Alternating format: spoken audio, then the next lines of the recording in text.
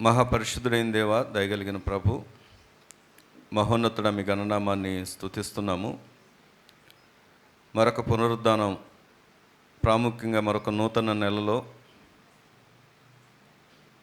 అతి పరిశుద్ధమైనటువంటి ప్రభువుల యొక్క ఆరాధనలో పాల్గొనడానికి మాకు ఇచ్చినటువంటి అవకాశం అంతటిని బట్టి మీకు కృతజ్ఞతలు. ఏ మంచి లేని మమ్మలను ప్రేమించావు ప్రభువైన యేసుక్రీస్తు వారి యొక్క నీతిని ఆపాదించి నీ ప్రజగా చేసుకొని మిమ్మల్ని స్తుతించగలుగుతున్నట్లుగా, మిమ్మల్ని ఆరాధించగలుగుతున్నట్లుగా మాకు అనుగ్రహించబడినటువంటి ధన్యతను బట్టి స్తోత్రాలు. ఎంత గొప్ప దేవుడు నాయన. నిజంగా నీవు లేకపోతే మేమేనాడో కనుమరుగు అవ్వవలసిన, ఆ కనుమరుగు అవ్వకుండా ప్రభు ద్వారా మమ్మల్ని రక్షించుకున్నారు.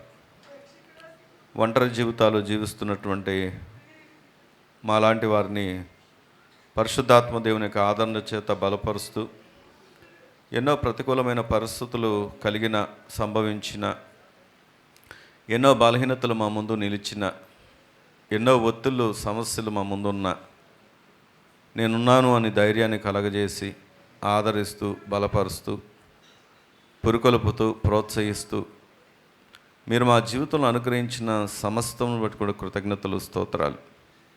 ఈ దినం నీ ప్రజగా ఉండి రక్షించబడి పరిశుద్ధ బలైనటువంటి మరి ప్రభు యొక్క శరీరంలో, రక్తంలో పాలుపొందులు పొందడానికి అర్హులుగా, యోగ్యులుగా మమ్మల్ని బట్టి అయితే మేము కాదు, కానీ మీ నీతిని బట్టే ప్రభు, అందును బట్టి కృతజ్ఞతలు చెల్లిస్తూ అది యోగ్యులముగా ఎంచి ఈ దినము పాలుపొందులు పొందడానికి తగినటువంటి అర్హత మా అందరికీ దయచేయండి.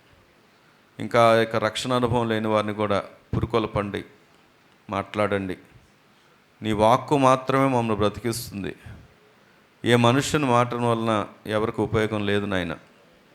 మనుషుల మాటలు ఎవరికి ప్రయోజనకరం కాదు. ప్రయోజనం ఏదైనా ఉందంటే మీ మాటే. మమ్మల్ని బలపరచగలిగిన వారు ఎవరైనా ఉన్నారంటే మీరు మాత్రమే. మమ్మల్ని కనికరించగలిగిన వారు, ఆదరించగలిగిన వారు, మమ్మల్ని హక్కున చేర్చుకునేవారు మీరు మాత్రమే. ఈ దినం నీ మాట చేత మమ్మల్ని బలపరచమని ప్రార్థన చేస్తూ, నీ వాక్కు కొరకు కనిపెట్టుకుంటూ, అన్ని విషయాల్లో మీకే ఘనత చెల్లిస్తూ, మా ప్రభువును రక్షకుడైన యేసుక్రీస్తు వారి యొక్క శ్రేష్టమైన నామంలో ప్రార్థించి వేడుకుంటున్నాం మా పరమ తండ్రి. ఆమేన్. పరిశుద్ధ గ్రంథం నుండి దేవుని వాక్యాన్ని ధ్యానం చేసుకుందాము. ఎఫెసీలకు రాసినటువంటి పత్రిక, అపోస్తుడైనటువంటి పౌలు ఎఫెసీలకు రాసినటువంటి పత్రిక 4వ అధ్యాయము 17వ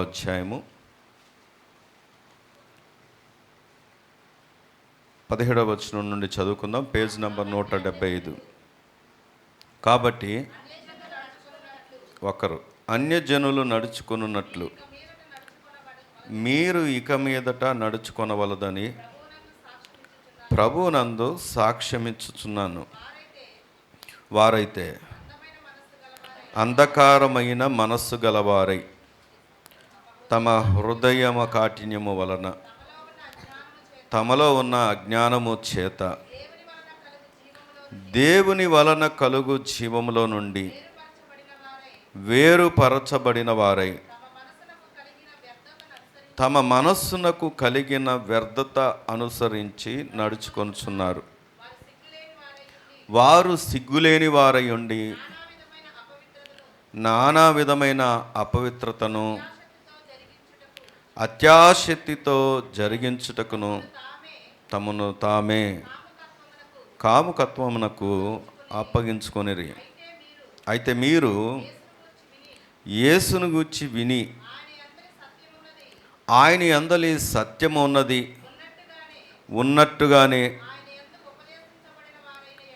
ఆయన యందు ఉపదేశింపబడిన వారిని ఎడల మీరలాగు క్రీస్తును నేర్చుకున్నవారు కారు. కావున మునపటి ప్రవర్తన విషయంలోనైతే మోసకరమైన దురాశల వలన చెడిపోవు మీ ప్రాచీన స్వభావమును వదులుకొని మీ చిత్తవృత్తి అందు నూతన పరచబడిన వారై నీతియు యథార్థమైన భక్తి గలవారై దేవుని పోలికగా సృష్టింపబడిన నవీన స్వభావమును ధరించుకొనవలెను. చాలు. దేవుడు ఈ మాటలు మనందరి వెనుకల్లో దీవించునుగాక. ఆమెను గట్టిగా చెప్దామా? ఆమేన్. ఈ దినం దేవుని యొక్క వాక్యం దేవుడు మన ముందు ఉంచబోతూ ఉండగా, ఆయన ఎంతో విలువైనటువంటి ఆయన యొక్క శరీరంలో, ఆయన రక్తంలో పాలు పొందులు పొందడానికే కదా ఈరోజు అందరూ చేరి వచ్చాము. మరి వచ్చినటువంటి మనతో ప్రభు మాట్లాడుతున్నటువంటి మాట, తన పిల్లలైనటువంటి వారు లేదా క్రైస్తవులైనటువంటి వారు ఏ విధమైనటువంటి విధానంలో వారు బ్రతకాలో ఈ వాక్యం ద్వారా దేవుడు మనతో మాట్లాడుతున్నాడు. అక్కడే మనం చదువుకుంటే, నేను చదువుతాను 17వ వచనంలో, కాబట్టి అన్యజనులు నడుచుకున్నట్లు మీరిక మీదట నడుచుకొనవలదని ప్రభువునందు సాక్ష్యమిచ్చుతున్నాను.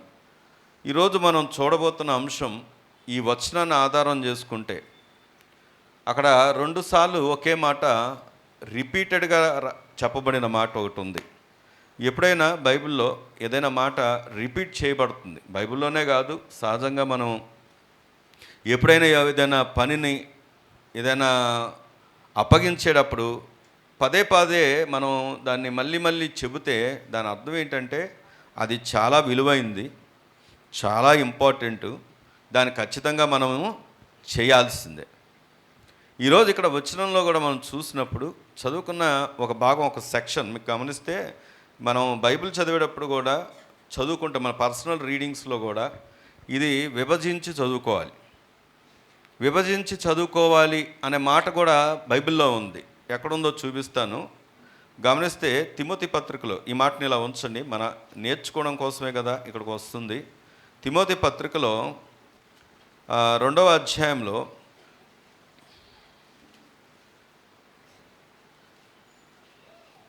2వ అధ్యాయంలో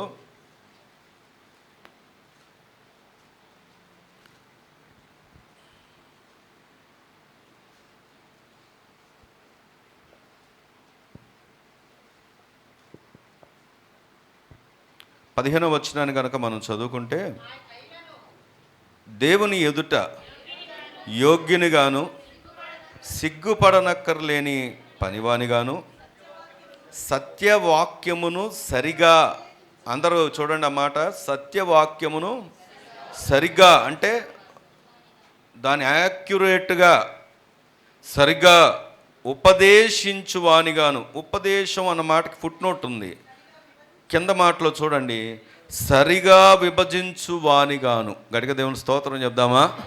హల్లెలూయా. అంటే వాక్యం చదివేయడం కాదు ఏమండి, వాక్యం ఈరోజు బైబిల్ రీడింగ్ చేసాము, చదువుకుంటూ వెళ్ళిపోయాము, అయిపోయింది, ఈరోజు మాకు అప్పగించిన టాస్క్ అయిపోయింది కాదు. వాక్యానంట ఎలా చదువుకోవాలంట, విభజించి విభజించి. అందుకే బైబిల్, తెలుగు బైబిల్లో ఉన్నటువంటి ఒక సౌలభ్యం ఏమిటంటే సెక్షను విడివిడిగా ఉంటుంది. ఇందాక మనం చదువుకున్న వచ్చిన దగ్గరికి ఇప్పుడు వస్తే అక్కడ ఏమని ఉంటుంది, 17 నుండి మీరు గమనిస్తే అదొక పేరా, 24వ వచనం వరకు అదొక సెక్షను. ఈ సెక్షన్కి ఉన్నటువంటి హెడ్డింగ్ ఈరోజు మనం చూడబోతున్నటువంటి అంశం కూడా అదే. అది ఏమిటంటే, మళ్ళీ అక్కడ చదివితే 17వ వచనంలో, కాబట్టి అన్యజనులు నడుచుకొనున్నట్టు మీరిక మీదట నడుచుకొనవలదని ప్రభువునందు సాక్ష్యం ఇచ్చుతున్నాను. ఇక్కడ వచనాన్ని గమనించినప్పుడు ఒక మాట రిపీటెడ్గా వచ్చింది. ఆ మాట ఏ మాట అంటే చెప్పండి, నడుచుకొనుట. దేవుని స్తోత్రం చెప్దామా? ఈరోజు మనం చూడబోతున్నటువంటి అంశం కూడా ప్రభు తన పిల్లల యొక్క ఆయన కోరుకుంటుంది ఏంటి అంటే నడక కోరుకుంటున్నాడు. దేవుని స్తోత్రం కలుగును గాక. మనం అప్పుడప్పుడు పిల్లలు పుట్టినప్పుడు, వాళ్ళు పాకుతున్నప్పుడు, వాళ్ళ స్టేజ్ గురించి ఆలోచన చేసినప్పుడు, ఫస్ట్ పాలు తాగేవాళ్ళు, తర్వాత ఆహారం తీసుకునే స్టేజ్కి వస్తారు, పాకడం ప్రారంభిస్తారు. తర్వాత నెక్స్ట్ స్టెప్ ఎక్కడికి రావాలి వారు? నడకలోకి రావాలి. ఒకవేళ వాళ్ళు పాకుతూ పిలుస్తున్నప్పుడు పాక్కుంటూ వస్తూ ఉంటారు, చాలా సంతోషంగా అనిపిస్తుంది వాళ్ళు వస్తున్నప్పుడు. తర్వాత మెల్లిగా అలా అలా అలా ఒకరోజు ఏం చేస్తారంటే, ఓ రోజు నిలబడతారు. నిలబడ్డామంటే నడుస్తారా? నడవరు. ఏం జరుగుద్ది అక్కడ? పడిపోతూ ఉంటారు. అయినా కానీ మళ్ళీ నిలబడుతూ ఉంటారు, లేదా గోడను ఆధారం చేసుకొని నడుస్తూ ఉంటారు. మనం ఏం చేస్తామంటే వాళ్ళని కావాలని నిలబడినప్పుడు పిలుస్తూ ఉంటాం. వాళ్ళు వస్తూ ఉంటే ఆ బుడి నడకలు ఒక అడుగు ఇటు వెళ్తూ ఉంటుంది, ఒక అడుగు ఇటు వెళ్తూ ఉంటుంది. వాళ్ళు వస్తూ ఉంటే చాలా సంతోషంగా అనిపిస్తూ ఉంటుంది. ఒకవేళ ఆ నడక అనే స్టేజీ ఆ బుడి నడకలే, ఇంక మళ్ళీ అడుగుతున్నాను చూడండి అమ్మ, ఆలోచించండి. ఒకవేళ పాకే స్టేజ్లో ఉంటే ఆ తల్లిదండ్రులకు సంతోషం ఉంటుందా? పాకుతున్న స్టేజ్లోనే ఉండిపోతే ఆ తల్లిదండ్రులకి ఏమైనా సంతోషం ఉంటుందా? ఉండదు. సరే, బుడి నడకలే వేస్తున్నటువంటి స్టేజ్లోకి వచ్చినటువంటి తర్వాత చాలా సంతోషిస్తున్నాము, మళ్ళీ అక్కడే ఆగిపోతే ఏమైనా సంతోషం ఉంటుందా? మాట్లాడరేంటండి? ఉండదు. ఎందుకు ఉండదు? ఆ బుడి నడకలు వేసేటటువంటి వారు సరిగ్గా నడవడం ప్రారంభించాలి, స్టిఫ్గా నడవడం ప్రారంభించాలి. ఒకవేళ ఈ లేచి బుడి నడకలు వేస్తున్నప్పుడు ఒక అడుగు ఇటు వెళ్తూ ఉంటుంది, ఒక అడుగు ఇటు వెళ్తూ ఉంటుంది, అదే కంటిన్యూ అవుతూ ఎదిగిన తర్వాత కూడా కంటిన్యూ అవుతే ఆ వ్యక్తిని ఏమంటారు అంటే హ్యాండిక్యాప్డ్ అంటారు. కాబట్టి సరైనటువంటి విధానంలోకి రావాలి, మంచి ఎదుగుదలలోకి రావాలి, మంచి నడకలోకి రావాలి. అక్కలారా, చెల్లెలారా, వెనక వింటున్నారా? ప్రభువు కూడా తన పిల్లల నడక కావాలని కోరుకుంటున్నాడు. ప్రభు తన పిల్లలైనటువంటి వారు, క్రైస్తవులైనటువంటి వారు, రక్షించబడినటువంటి వారు, రక్షణ పొందకపోయినా మార్గం కొరకు కనిపెట్టుకుంటున్నటువంటి వారు, దేవుడు మనతో మాట్లాడుతున్న మాట ఏంటంటే నీకు ఒక మంచి నడక ఉండాలి. దేవుని స్తోత్రం కలుగును గాక. ఈరోజు మనం చూడబోతున్నటువంటి అంశమే నడక. నీ పక్కన వాళ్ళు చెప్పండి, మంచి నడక ఉండాలి నీకని. ఆ మంచి నడక ఎక్కడుందో బైబిల్లోంచే చూద్దాం.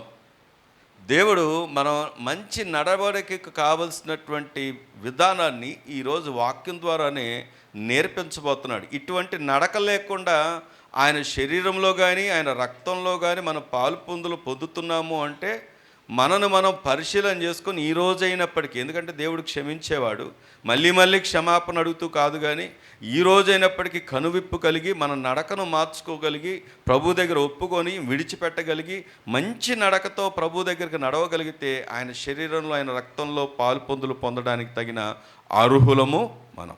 సరే, ఇక్కడ మంచి నడక వాక్యంలోంచి చూస్తే ఎఫెసీ పత్రికకు ఉన్న కొద్దిగా చిన్న బ్యాక్గ్రౌండ్ కూడా చెప్తాను నేను, వినాలి మనకి. ఎందుకంటే వాక్యంలోంచి ప్రభు చిత్తం అయితే నేను నెక్స్ట్ ఇయర్ నుండి, ఎందుకు అంటే నెక్స్ట్ ఇయర్ నుండి ఖచ్చితంగా పుస్తకాల వారిగానే వెళ్దాం. అవసరతను బట్టి అప్పుడప్పుడు ఒకవేళ ప్రత్యేకమైనటువంటి సందేశాలు ఉండొచ్చినాం, కానీ నెక్స్ట్ ఇయర్ నుండి ఖచ్చితంగా నేను పుస్తకాల ద్వారానే, అంటే పుస్తకాలు అంటే ఇప్పుడు ఎఫెసీ పత్రిక ప్రారంభిస్తే ఎఫెసీ పత్రిక, కొలసీ పత్రికలు మనం ఆగిపోయాం. అలా కాకుండా ఏ పత్రిక అయితే ఆ పత్రిక, ఎందుకంటే దేవుడు ఎప్పుడు దాకా కొనసాగింపజేస్తాడు, ఏం మాట్లాడాలనుకుంటాడు ఆయన మాట్లాడతాడు, ఆ విధానంలోనే వెళ్దాం. దాని కొరకు నేను కష్టపడతాను, స్టడీ చేస్తాను. సరే, ఇక్కడ గమనిస్తే ఎఫెసీ పత్రికలకు ఉన్నటువంటి బ్యాక్గ్రౌండ్ ఆలోచన చేస్తే, ఈ ఎఫెసీ పత్రిక ఒక వాణిజ్యమైనటువంటి పట్టణం. ఈ ఎఫెసీ అనే ప్రాంతం అంటే విజయవాడని ఏమని పిలుస్తారు అంటే, ఏమని పిలుస్తారండి? బిజినెస్ క్యాపిటల్ అంటారు. వ్యాపారము బాగా ఉన్నటువంటి ప్రాంతం. నేను సినిమాలు బాగా చూసే రోజుల్లో ఆ ఫిలిం కూడా క్యాపిటల్ అది.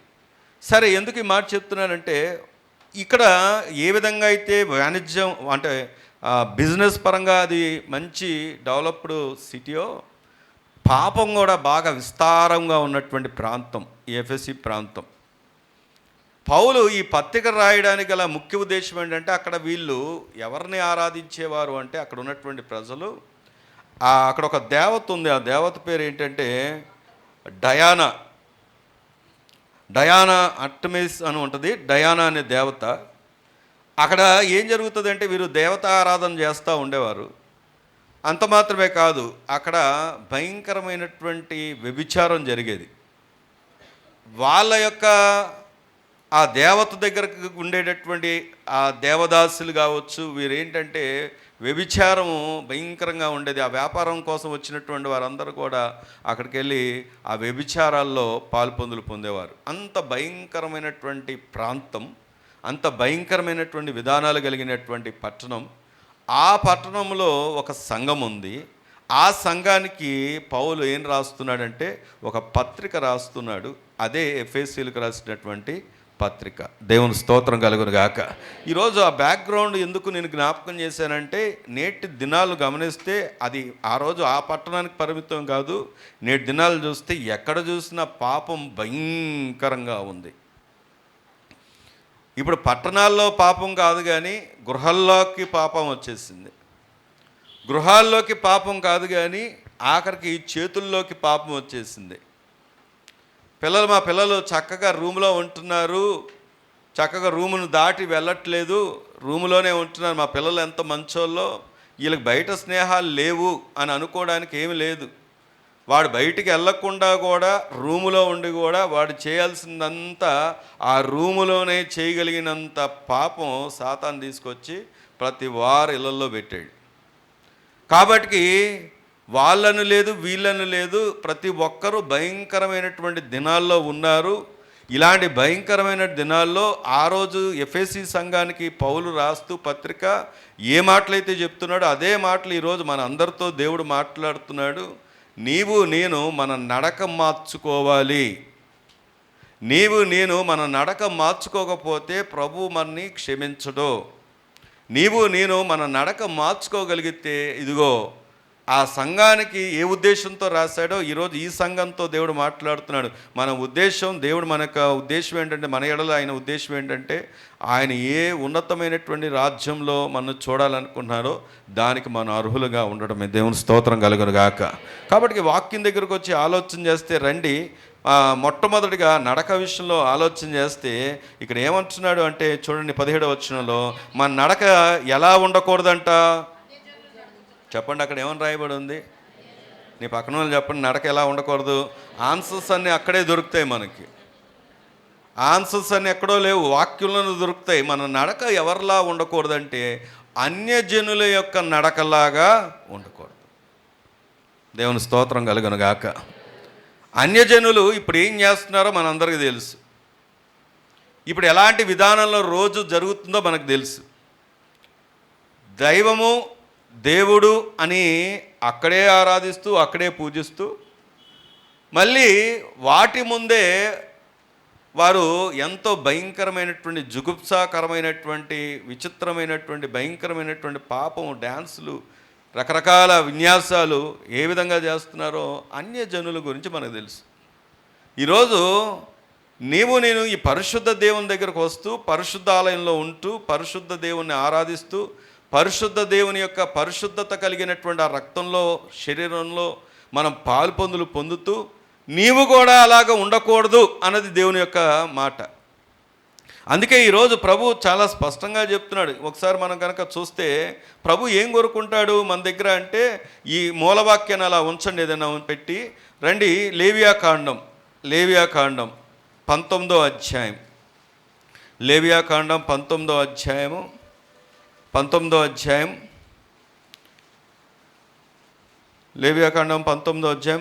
వచనం చదువుకుందామా? మీరు చెప్పండి పరిశుద్ధులై ఉండవలను, మీ దేవుడనైన యెహోవానగు నేను ఎవరంట ఆయన పరిశుద్ధుడను అయి ఉన్నాను. చాలండి. దేవుని స్తోత్రం కలుగును గాక. నీ పక్కన నువ్వు చెప్పండి, నువ్వు ఎలా ఉండాలి? తెల్లని వస్త్రాలు వేసుకొస్తే పరిశుద్ధత కలిగినట్టేనా? అలాగని ఈరోజు కొంతమంది వేసుకు రాలేదు కూడా. అంటే వీళ్ళు సంఘం యొక్క క్రమంలో లేరు, యూనిటీలో లేరు, చెప్పబడుతున్నటువంటి సంఘ క్రమానికి వీళ్ళు అందుబాటులో లేరు. సరే, దాని పక్కన పెడితే పోనీ తెల్లని వస్త్రాలు వేసుకొని వస్తే పరిశుద్ధతలో ఉన్నట్టేనా? ప్రభు చూస్తుంది పైరూపానేనా? మళ్ళీ ఈ మాట మీరే అంటున్నారండి, ఆ మాట మీరేనా అంటున్నారండి.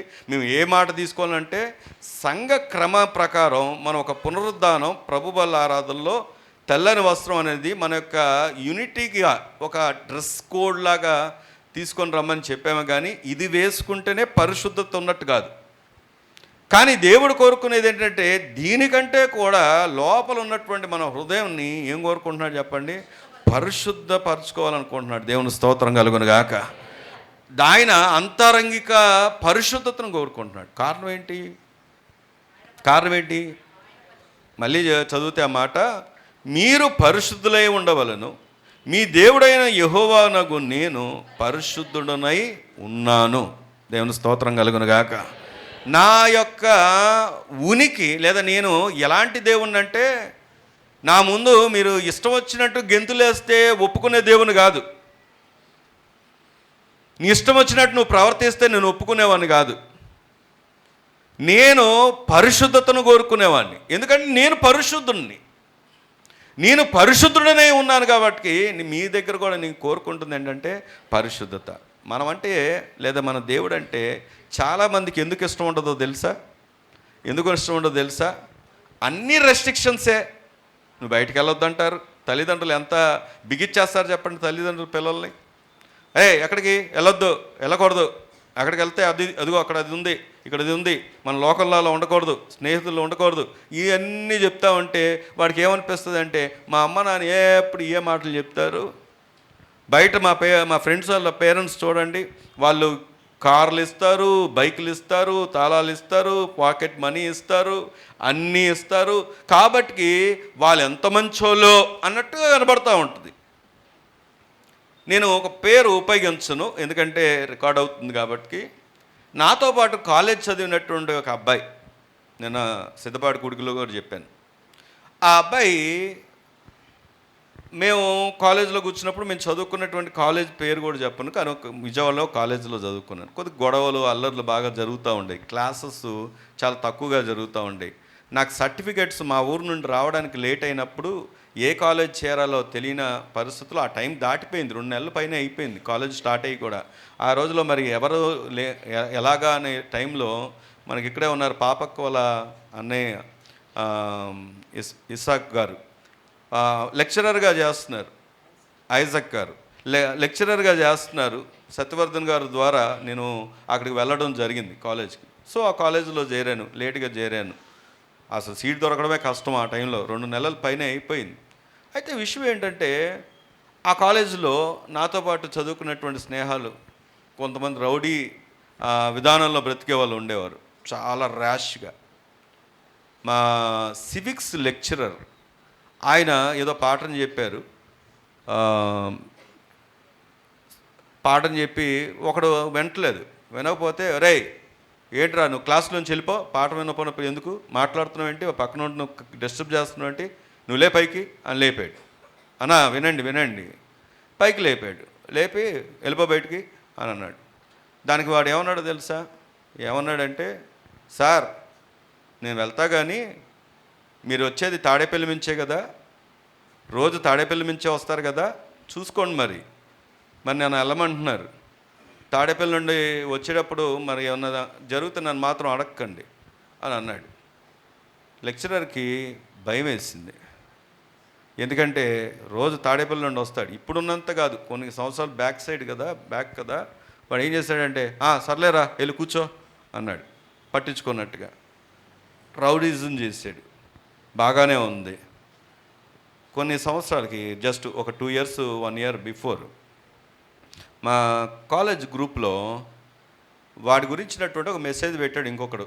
ఏమనంటే వాడు చాలా దీనస్థితిలో ఉన్నాడు, వైద్యం చేయించుకోవడానికి కూడా అవకాశం లేనటువంటి, ఆర్థికంగా కూడా బాగా వెనకబాటుతనంలో ఉన్నాడు. ఫ్రెండ్స్ అందరం పూనుకుందాం, వాడికి ఏదైనా హెల్ప్ చేద్దాం అని చెప్పేసి ఒక మెసేజ్ వాడి గురించే పెట్టారు. అయితే ఈరోజు ఎందుకు విషయం చెప్తున్నానంటే, ఇంతకీ ఆ కాలేజీలో ఉన్నటువంటి లెక్చరర్ నష్టపోయాడా, లేకపోతే ఆ స్టూడెంట్గా రౌడీజం చేసి బెదిరించిన వ్యక్తి నష్టపోయాడా? ఇప్పుడు ప్రస్తుత పరిస్థితిని ఆలోచన చేస్తే ఆ లెక్చరర్కి వచ్చినటువంటి నష్టం లేదు, శాలరీలు పెరిగి ఉంటాయి, లేకపోతే ఈ పాటికి రిటైర్ అయ్యి ఉంటారు, రావాల్సినటువంటి పెన్షన్స్ కూడా వస్తూ ఉంటాయి, ఆయన మంచి వెల్ సెటిల్డ్ పొజిషన్లో ఉన్నాడు. చదువుకోకుండా రౌడీజం చేసి నాకేంట్లే అని తలెగరేసి నీవెంత అని బెదిరించినటువంటి వ్యక్తి ఈరోజు చాలా దీనస్థితిలో ఉన్నాడు. ఇక్కడ ఉన్నటువంటి యవనస్తులందరూ జాగ్రత్తగా వినండి. లోకాన్ని చూసినప్పుడు లోకంలో ఉన్నవారు బాగా బాగుంటారు. వాళ్ళని చూస్తున్నప్పుడు వారికిలాగా మా పేరెంట్స్ ఎందుకు మమ్మల్ని ఉంచట్లేదు, వారికిలాగా మేమెందుకు ఉండట్లేదు, వాళ్ళలాగా అన్యాయం చేస్తున్నావు, బాగున్నారు, వాళ్ళే బాగుంటున్నారు, మేము నమ్మకంగా ఉండి పరిశుద్ధంగా ఉండి మేమేం లాభం సంపాదించుకొని అనుకుంటున్నారేమో. మీరు చూసేటటువంటి భౌతిక కన్నులతో చూస్తే లోకం చాలా అందంగానే ఉంటుంది, కానీ ఆత్మీయ నేత్రాలు తెరుచుకోకపోతే రాబోతున్నటువంటి ఉపద్రవం నుండి తప్పించగలిగిన వారు ఎవరూ లేరు. అందుకే ప్రభువు చెప్తున్న మాట ఏంటంటే, ఈయన సామాన్యమైనటువంటి దేవుడు కాదు. ఎందుకు నీ వెనకపడి నువ్వు ఇలా ఉండాలి, నువ్వు ఇలా ఉండకూడదని ఎందుకు సేవకులే కానీ తల్లిదండ్రులే కానీ పెద్దలే కానీ ఎందుకు పదే పదే చెబుతారు అంటే, ఇదిగో మనం ఆరాధిస్తున్న దేవుడు లోకంలో ఉన్నట్టుగా లోక సంబంధమైనటువంటి ఈ విన్యాసాల్లో లోకమైనటువంటి అపరిశుద్ధమైనటువంటి వాటిల్లో ఉండేటటువంటి వాడు కాదు. ఆయన పరిశుద్ధుడు కనుక ఆయన ఆరాధించేవారు కూడా ఎలా ఉండాలంటే పరిశుద్ధులుగా ఉండాలి. దేవుని స్తోత్రం కలుగును గాక. అందుకే ఇక్కడ గమనిస్తే ఇది వాక్యం చెబుతున్న మాట. ఇందాక మళ్ళీ ఆగండి, మనం ఇక్కడికి వస్తే ఎఫెసీ పత్రికలోకి వస్తే 17వ వచనంలో అది కాబట్టి అన్యజనులు నడుచుకున్నట్లు మీరిక మీదట నడుచుకొనవలదని ప్రభు నందు ఏం చెప్తున్నాడు ఆయన, సాక్ష్యం ఇస్తున్నాను. ఇది ఏమిటి అంటే ఆప్షన్ కాదు, ఇదేం చెప్పండి, ఆజ్ఞ. నీ పక్కన వాళ్ళు చెప్పండి, అదేంటది ఏమంటే మామూలుగా మనం ఒక అప్లికేషన్ ఫిలప్ చేస్తున్నప్పుడు కాలేజ్ అప్లికేషన్ కానీ లేకపోతే ఉద్యోగాలకు రాసేటటువంటి బయోడేటా కానీ వీటిలో కొంతమంది ఆన్లైన్లోనే పెట్టేస్తారు. అక్కడ ఏమైనా ఉంటుంది అంటే కొన్నిటికి స్టార్ గుర్తులు ఉంటాయి, ఆప్షనల్ అని రాసి ఉంటుంది. ఆప్షనల్ అంటే రాయకపోయినా పర్వాలేదు. కొన్ని స్టార్ గుర్తులు ఉంటాయి, అంటే ఖచ్చితంగా ఏం చేయాలి, చెయ్యాలి, రాయాలి. అంటే దాన్ని ఏమంటారంటే ఇంగ్లీష్లో మ్యాండటరీ అంటారు. అంటే ఖచ్చితంగా ఫిలప్ చేయాల్సిందే, రాయాల్సిందే. ఇప్పుడు ఇక్కడ ఉన్నటువంటి వచనాన్ని మనం పరిశీలన చేస్తే ఇది ఆప్షన్ కాదండి. ఈరోజు ఏదో ఒక ప్రసంగం ఎప్పట్లాగా ఒక ఆదివారం ప్రసంగం జరిగిపోతుంది, వినేసాం, వెళ్ళిపోదాం, మళ్ళీ యథావిధిగా ఉందాం, ఇది ఆప్షన్ అనుకోకండి. విక్రపాల్ గారు వింటున్నారా? వినండి వినండి వినండి, ఇది ఆప్షన్ ఎంత మాత్రం కాదు. ఇదేంటో తెలుసా, ఆజ్ఞ. దేవుని స్తోత్రం కలుగును గాక. ఇది ఆజ్ఞ, పాటించాల్సిందే. నిన్న ఒక తమ్ముడు ఒక చిన్న వీడియో పెట్టాడు, అది వాస్తవం జరిగింది, యానిమేషన్ రూపంలో చూపించారు. అదేంటంటే స్పర్జన్ గారు, మా అబ్బాయికి చిన్న అబ్బాయికి చార్లెస్ స్పర్జన్ అని ఎందుకు పేరు పెట్టామంటే యాక్చువల్గా చార్ల్స్ స్పర్జన్ ఇంగ్లీష్లో, ఆయన చార్ల్స్ హెడెన్ స్పర్జన్. వాస్తవానికి ఇంత పెద్ద పేరు పెడితే మా వాడు సైన్ చేయడం కొద్ది కష్టం అవుద్ది, తర్వాత పిలవడం కూడా కష్టం అవుద్దని దాని షార్ట్కట్లో దాని సారాంశంగా పెట్టామన్నమాట మా చిన్నవాడికి, చార్ల్స్ స్పర్జన్ అని. ఆయన గొప్ప ప్రసంగికుడు. ఆయన రాజరాజు అని పిలువబడేవాడు. దేని విషయంలో అంటే ప్రసంగాల చక్రవర్తి, రారాజు గారు క్షమించాలి, ప్రసంగాల చక్రవర్తి అని పిలువబడేవాడు. కొన్ని ఎన్నో వందల అంటే ప్రసంగాలు, ప్రార్థన ఇవన్నీ చేసినటువంటి గొప్ప దైవజనుడు. ఒకరోజు పడుకొని ఉంటే ఆ పడుకున్నప్పుడు దేవుని స్వరం వినబడిందంట, నువ్వు అర్జెంటుగా వెళ్ళి చర్చి తాళాలు తీసి అక్కడ ప్రసంగం చేయి అని అన్నారంట. అదేంటి, వెంటనే ఈయన పైన చూశాడు, టైం చూసినప్పుడు టైము అది అర్ధరాత్రి అవుతుంది. ఈ టైంలో చర్చికి వెళ్తే ఏముంటుంది, తాళాలు వేసి ఉంటాయి. ఇప్పుడు వెళ్ళి ప్రభు ఏంటి ప్రసంగం చేయమన్నాడంటే నేను చెబుతున్నాను, నువ్వు వెళ్ళు అంతే. ఇది ఆజ్ఞ, ఆప్షన్ కాదు, నువ్వు వెళ్ళాల్సిందే.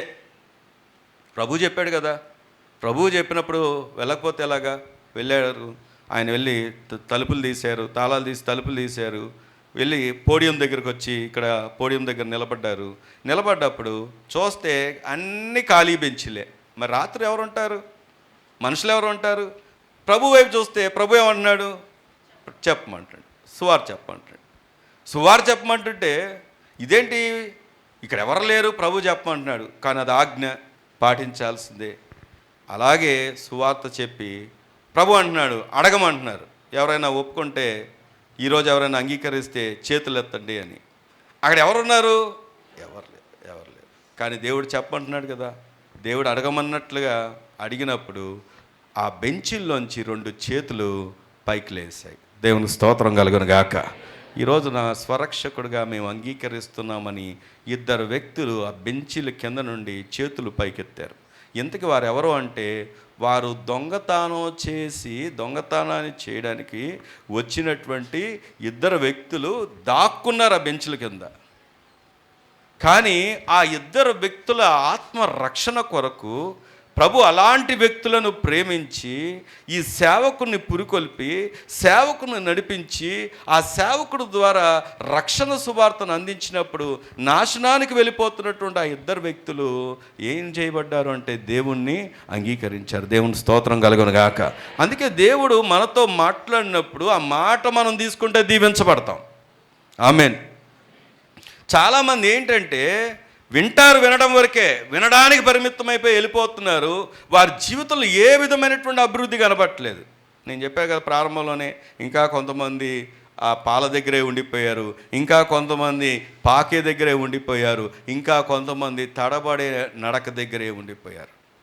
ప్రభువు కావాల్సింది ఏమిటి అంటే మంచి నడక నడిచేవారు.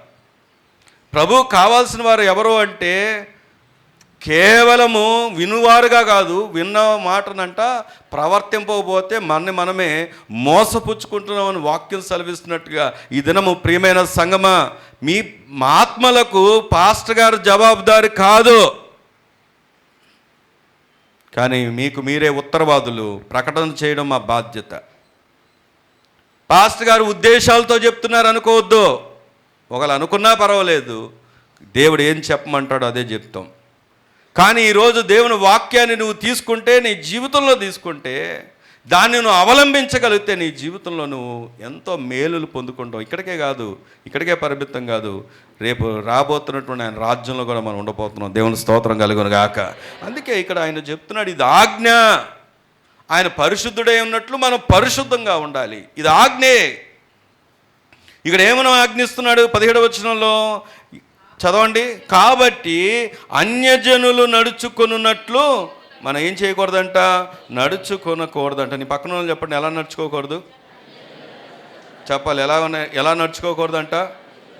అన్యజనులు నడుచుకొనున్నట్లు మనము నడుచుకోకూడదు. అన్యజనులు ఎలా నడుచుకుంటారు ఏమండి? అది కూడా వచనంలోనే చూద్దాం రండి. 17వ వచనంలో చదువుకుంటే,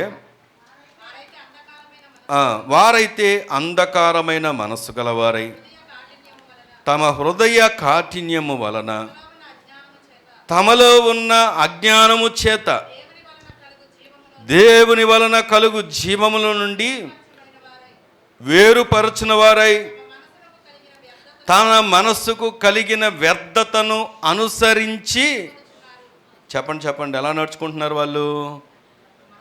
ఓ తమ్ముళ్ళారా, అన్యజనులు ఎలా నడుచుకుంటున్నారంట? వాక్యమే చెప్తున్నాడు ఆయన. ఎలా నడుచుకుంటున్నారంట? వారంట ఇగో చివరి మాట ఉంది చూసారా, తమ మనస్సుకు కలిగిన వ్యర్థత అనుసరించి నడుచుకుంటున్నారు.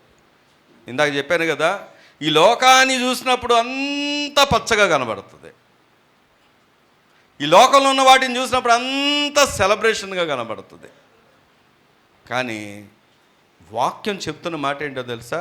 ఈ మాటని ఇలాగుంచి ప్రసంగి గ్రంథం 2వ అధ్యాయం, ప్రసంగి గ్రంథం 2వ అధ్యాయము 17వ వచనాన్ని చదువుకుందామా?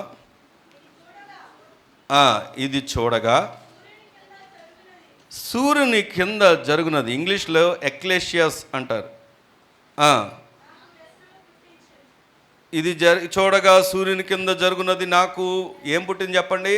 ఇదిగో ఇలాంటి మనసే కలుగుతుంది. మనం సూర్యుని కింద అంటే ఈ భూమి మీద చూస్తున్నప్పుడు మనకి ఏం పడుతుంది? వ్యసనం. ఏం వ్యసనం?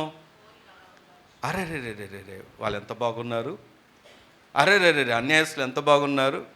మీరు ఎప్పుడైనా గమనించండి, అక్కలరా అరే ఇంకా చూడండి.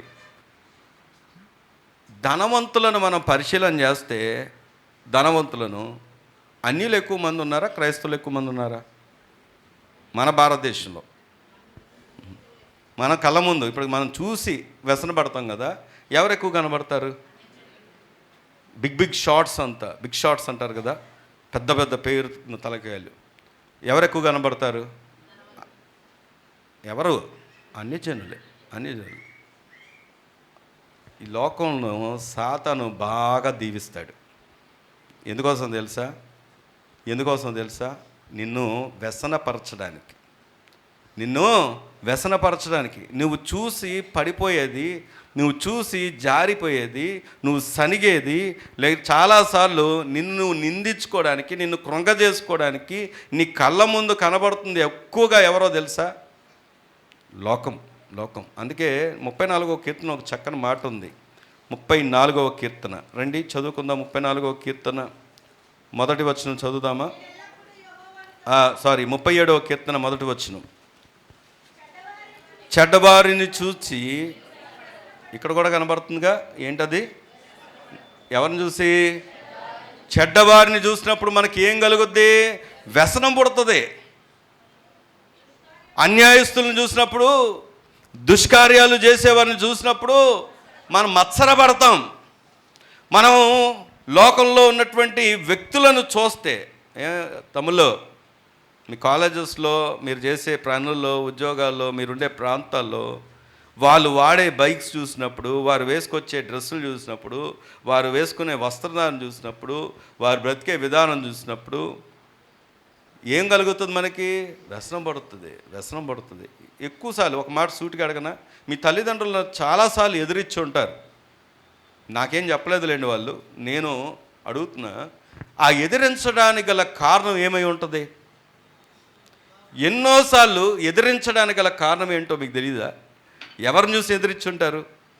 ఎవరిని చూసి ఎదిరించి మాట్లాడుంటారు? ఎన్నోసార్లు వ్యతిరేకంగా ప్రవర్తిస్తూ ఉంటాం. ఎందుకు వ్యతిరేకంగా ప్రవర్తిస్తాం? ఎవరిని చూసి?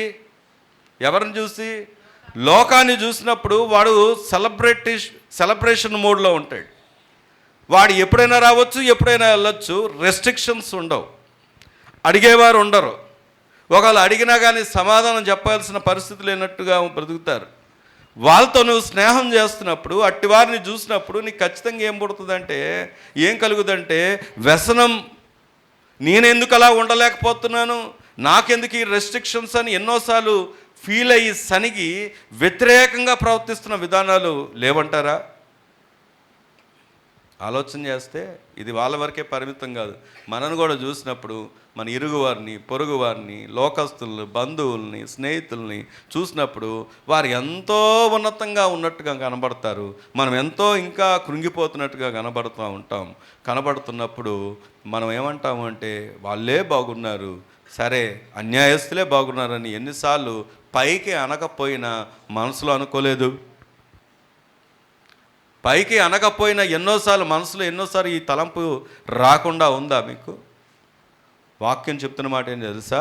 చెడ్డవారిని చూసి నీవు వ్యసన పడకము, దుష్కార్యములు చేయవారిని చూసి మత్సరపడకము. ఎందుకు అంటే వారు గడ్డి వలె త్వరగా ఎండిపోవుదురు, పచ్చని కూరల వలె వాడిపోవుదురు. దేవుని స్తోత్రం కలుగును గాక. అంటే వాక్యాన్ని మనం పరిశీలన చేసినప్పుడు దేంతో పోల్చాడంటే, ఈ లోకంలో ఉన్నటువంటివన్నీ కూడా గడ్డితో, పచ్చని కూరలతో. నేను గోవాలో బైబిల్ కాలేజ్ చేసేటప్పుడు ఎప్పుడు రెగ్యులర్గా రూట్గా వెళ్తూ ఉంటాను. ఓ రోజు మిస్ అయ్యి ఇటు దిగాల్సింది పోయి ఇంకొక సైడ్ వెళ్ళాను నేను. అది కొండల మధ్యలోంచి వెళ్తుంది. మేము ఉన్న ప్రాంతం కొద్ది కొండల ఏరియాలో ఉండేది. అది కొద్ది బాగా మారుమూల ఏరియా. అది వెళ్తున్నప్పుడు నాకు అది అప్పటికే నేను అక్కడికి వెళ్ళి సంవత్సరం పైన అయిపోయింది. కొద్దిగా ఆ ఎక్స్పీరియన్స్లోనే అటు వెళ్ళగలిగాను. వెళ్ళినప్పుడు అక్కడ ఎంతో అసలు చాలా చక్కనైనటువంటి సీనరీ కనబడింది నాకు. ఏంటంటే మొత్తం కొండంతా కూడా పువ్వులు పసుపు కలర్లో చాలా నీట్గా మంచి పువ్వులు కాసు ఉన్నాయి. అంత మొత్తం అంత కొండంతా. అవి ఎవరో వేసింది కాదు, అవి వర్షాలకి ఆ కొండ మీద అవంతగా అవి లేసినటువంటి గడ్డి పువ్వులు. అది గడ్డి పువ్వులు అన్న మాట కోసం చెప్తున్నాను ఈ మాట. నాకు చూసి చాలా ఆనందం వేసింది. కానీ అప్పట్లో నా దగ్గర కెమెరా ఫోన్ లేదు. అప్పట్లో నేను వాడే ఫోన్ ఏంటంటే CDMA ఫోను, సిమ్ కూడా ఉండేది కాదు. తొలి దినాల్లో ఫోన్ అది. సో తీసుకునే అవకాశం కూడా దొరకలేదు అనమాట. సరే ఇది జరిగింది. కొన్ని రోజులకి సెలవులు వచ్చాయి. సెలవులకి ఇంటికి వచ్చాం, ఇక్కడికి వచ్చాం, మళ్ళీ వెళ్ళాం. ఈసారి నేనేం చేశానంటే కావాలని ఆ రూట్లోంచి కేవలం సీనరీ చూద్దామని వెళ్ళి చూస్తే మొత్తం అంతా ఎండిపోయి కాలిపోయినట్టుగా ఉంది. నేను ఆశ్చర్యపోయిన విషయం ఏంటంటే అది చూడడానికి ఎంత బాగుందో ఒకప్పుడు అంత అందవిహీనంగా ఉంది చూడడానికి. ఏంటి వ్యత్యాసం అంటే ఆ పచ్చదనం కానీ, ఆ అందం కానీ, ఆ ఆహ్లాదం కానీ ఎంతవరకు అంటే అది కాపు కాసి ఉన్నంతవరకే. కానీ ఒకరోజు దానికి ఏమైపోయింది, ఎండిపోయింది. ఈరోజు లోకం కూడా అలాగే ఉంటుంది. చూస్తున్నప్పుడు మనం మత్సరపడతాం, వ్యసనపడతాం, వాళ్ళతో పోల్చుకుంటాం, వీళ్ళతో పోల్చుకుంటాం, అలాగ లేమనుకుంటాం, ఇలాగ ఉండాలనుకుంటాం. కానీ మీకు ఒక తెలియాల్సిన విషయం ఏంటంటే ఒకరోజు ఇవంతా లయమైపోతున్నాయి, ఇవన్నీ కూడా ఎండిపోబోతున్నాయి, ఇవన్నీ కూడా కోల్పోబోతున్నారు. కానీ నీకైతే నాకైతే నిత్య జీవం ఉంది. దాని కొరకు మన కొరకు వెలపెట్టి తను ప్రాణము సిలువలో అప్పగించినటువంటి మన ప్రభువు ఉన్నాడు. ఈరోజు మనం పాలు పొందులు పొందబోతున్నటువంటి ఆ యొక్క రక్తము, ఆ యొక్క శరీరము ఆయన మన కొరకు ఇచ్చినటువంటి గొప్ప ఉచితంగా అనుగ్రహించినటువంటి గొప్ప భాగ్యం అది. దాన్ని వ్యసనంగా చూసుకొని దానికి దూరంగా ఉన్నటువంటి వారు తెలుసుకోవాల్సిన సత్యం ఏంటంటే అమూల్యమైన దాన్ని ప్రభు నీ కోసం ఇస్తే దాన్ని కాలదనుకుంటున్నాం, కోల్పోతున్నాం. ఇంకా రక్షణ నిర్లక్ష్యం చేస్తున్నాం. ఇంకా లోకంలో ఉన్నదాన్ని అందంగా అనుకుంటున్నాం. చెడ్డవారిని చూసి వ్యసనపడుతున్నాం. సనిగేటటువంటి జీవితాల్లో ఉన్నావేమో. కానీ ప్రభువు చెప్తున్నాడు, ఈరోజన్నా నీ నడక మారాలి. ఈరోజైనా నీ నడక మారాలి. ఎందుకు మారాలి అంటే ఇదిగో వారంట ఏం చేస్తారంట, మళ్ళీ మూలవాక్యం దగ్గరకు వచ్చి ఆలోచన చేస్తే మనం చదువుకున్నప్పుడు అక్కడ కలిగిన ప్రతిదీ మనసుకు కలిగిన వ్యర్థతను అనుసరించి నడుచుకొంటున్నారు. ఇందాక మనం ప్రసంగి గ్రంథంలో చదివాం కదా, 17వ వచనం అది కంప్లీట్ చేసామా. సూర్యుని కింద చూస్తే అంతా కూడా ఎలా కనబడుతుందంట, వ్యర్థం. ఏం చెప్పండి, వ్యర్థం, వ్యర్థం, వ్యర్థం. ఆ ప్రసంగి గ్రంథం రాసినటువంటి రచయిత ఎవరండి? సొలొమోను. అందులో ఎన్ని అధ్యాయాలు ఉన్నాయి? 12 అధ్యాయాలు కదా. 12 అధ్యాయాల్లో కంక్లూజన్ ఇస్తాడు. కంక్లూజన్ అంటే ఏంటో తెలుసా? లైఫ్లో జరిగిన అన్నిటినీ తీసుకొచ్చి చివరిగా చెప్పిన మాట ఏంటంటే అంతా కూడా వ్యర్థం. ప్రభువు లేని జీవితం వ్యర్థం, ప్రభువు లేని సంపాదన వ్యర్థం, ప్రభువు లేని కుటుంబాలు వ్యర్థం. ప్రభువు లేకుండా ఈ భూమి మీద ఏదో సంపాదించుకోవాలని ప్రయాసపడుతుంటే అది వ్యర్థం. పోనీ ఆల్రెడీ సంపాదించేసుకున్నాం, ఇంకా నాకు ఏం పర్వాలేదులే అనుకున్నా వ్యర్థం. ప్రభువు లేని ఉద్యోగాలు వ్యర్థం, ప్రభువు లేని బ్రతికే వ్యర్థం. ఇది నా మాట కాదు. ఆయనకు ఒక భార్య కాదు, చాలామంది భార్యలు ఉన్నారు, ఉంపుడుగత్తలు ఉన్నారు. అంటే ఒక లోకంలో ఒక వ్యక్తి కోరుకోగలిగిన అన్నీ కూడా ఉన్నాయి ఆయన దగ్గర. ఆస్తి ఉంది, అంతస్తులు ఉన్నాయి, ధనం ఉంది, రాజ్యం ఉంది, అన్నీ ఉన్నాయి. కానీ అన్నీ ఏమంటాడంటే చివరికి వ్యర్థం, వ్యర్థం. ఈరోజు ఎందుకు ఈ మాట దేవుడు మనతో చెప్తున్నాడు తెలుసా? నీ దినచర్యను నువ్వు జ్ఞాపకం చేసుకో. పోయిన నెల గడిచిపోయి నూతన నెలలోకి వచ్చావు. పోయిన నెలంతా కోసం నువ్వు ఎవరి కోసం కష్టపడ్డావు, దేనికోసం కష్టపడ్డావు, ఎంత విలువైందని పోగేసుకున్నావు? అర్థమైందో లేదో? ఎంత విలువైన దాన్ని నువ్వు బ్యాంకులో దాచుకున్నావు? బ్యాంక్ అనగా నా ఉద్దేశం లోక బ్యాంక్ కాదు. నీకంటూ ఉంది అమ్మయ్యా అనుకోగలిగినట్లుగా పోయిన నెలలో నువ్వు చేసిన పనులను బట్టి ఎంత తృప్తిని నువ్వు సంపాదించుకున్నావు. కానీ బైబిల్ చెప్తున్న మాట అంతా వ్యర్థం, వ్యర్థం. తమిళనాడులో ఒక డాక్టర్ గారు 37 సంవత్సరాలు, ఆయన హార్ట్ స్పెషలిస్ట్. ఆయనకు మంచి పేరుంది, చాలా మంచి పేరుంది. చాలా హార్ట్ ఆపరేషన్స్ చేశారు. హార్ట్ ఆపరేషన్స్ చేయడం మాత్రం కాదు, హార్ట్కు సంబంధించి నాన్న వింటున్నావా, విను విను విను విను హార్ట్కు సంబంధించినటువంటి కౌన్సిలింగ్స్లో ఎన్నో స్థలాల్లో పాల్గొన్నారు. 37 ఇయర్స్, చాలా చిన్న వయసులోనే చాలా మంచి పేరును కూడా సంపాదించుకున్నారు. కానీ ఒకరోజు హఠాత్తుగా హార్ట్ అటాక్ వచ్చి చనిపోయాడు.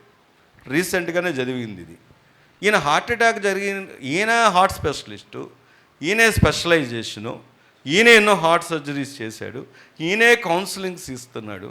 అలాంటి వ్యక్తి హార్ట్ ఫెయిల్ అయిపోయి చచ్చిపోవడం ఏంటి అని దాని గురించి రీసెర్చ్ చేసినప్పుడు తెలిసిన విషయం ఏంటంటే ఆయనంట ఒత్తిడికి లోనైపోయి ఉద్యోగం యొక్క ఒత్తిడికి లోనైపోయి, ఎందుకంటే ఆయన పడుకునే సమయం తక్కువ, ఎక్కువగా ఈ హాస్పిటల్స్ చుట్టూ ఈ పేషెంట్ల చుట్టూ తిరుగుతూ 18 గంటల సమయం దీంట్లోనే గడుపుతూ ఆయన ఏం చేశాడంటే, ఆస్తి అయితే సంపాదించుకోగలిగాడేమో, పేరైతే సంపాదించుకోగలిగాడేమో, కానీ ఏం కోల్పోయాడు చెప్పండి? ప్రాణాన్ని కోల్పోయాడు. అందుకే ప్రభు అన్నాడు, ఒకడు లోకమంతా సంపాదించుకొని తన ప్రాణం పోగొట్టుకుంటే ప్రయోజనము లేదు. ఈరోజు ప్రియ సంగమా, మిమ్మల్ని కష్టపడొద్దని నేను చెప్పట్లేదు, ఉద్యోగాలు చేయొద్దని నేను చెప్పట్లేదు, పనులు మానేయమని నేను చెప్పట్లేదు, లేకపోతే చదువులు మానేయమని నేను చెప్పట్లేదు, లేకపోతే స్నేహితులను విడిచిపెట్టేయమని నేను చెప్పట్లేదు, లేకపోతే బంధాలని కోల్పోమని నేను చెప్పట్లేదు. కానీ ఏది చేసినా ప్రభువు లేకుండా చేస్తే అదేంటో తెలుసా? వ్యర్థం. ప్రభువు లేని జీవితము వ్యర్థం.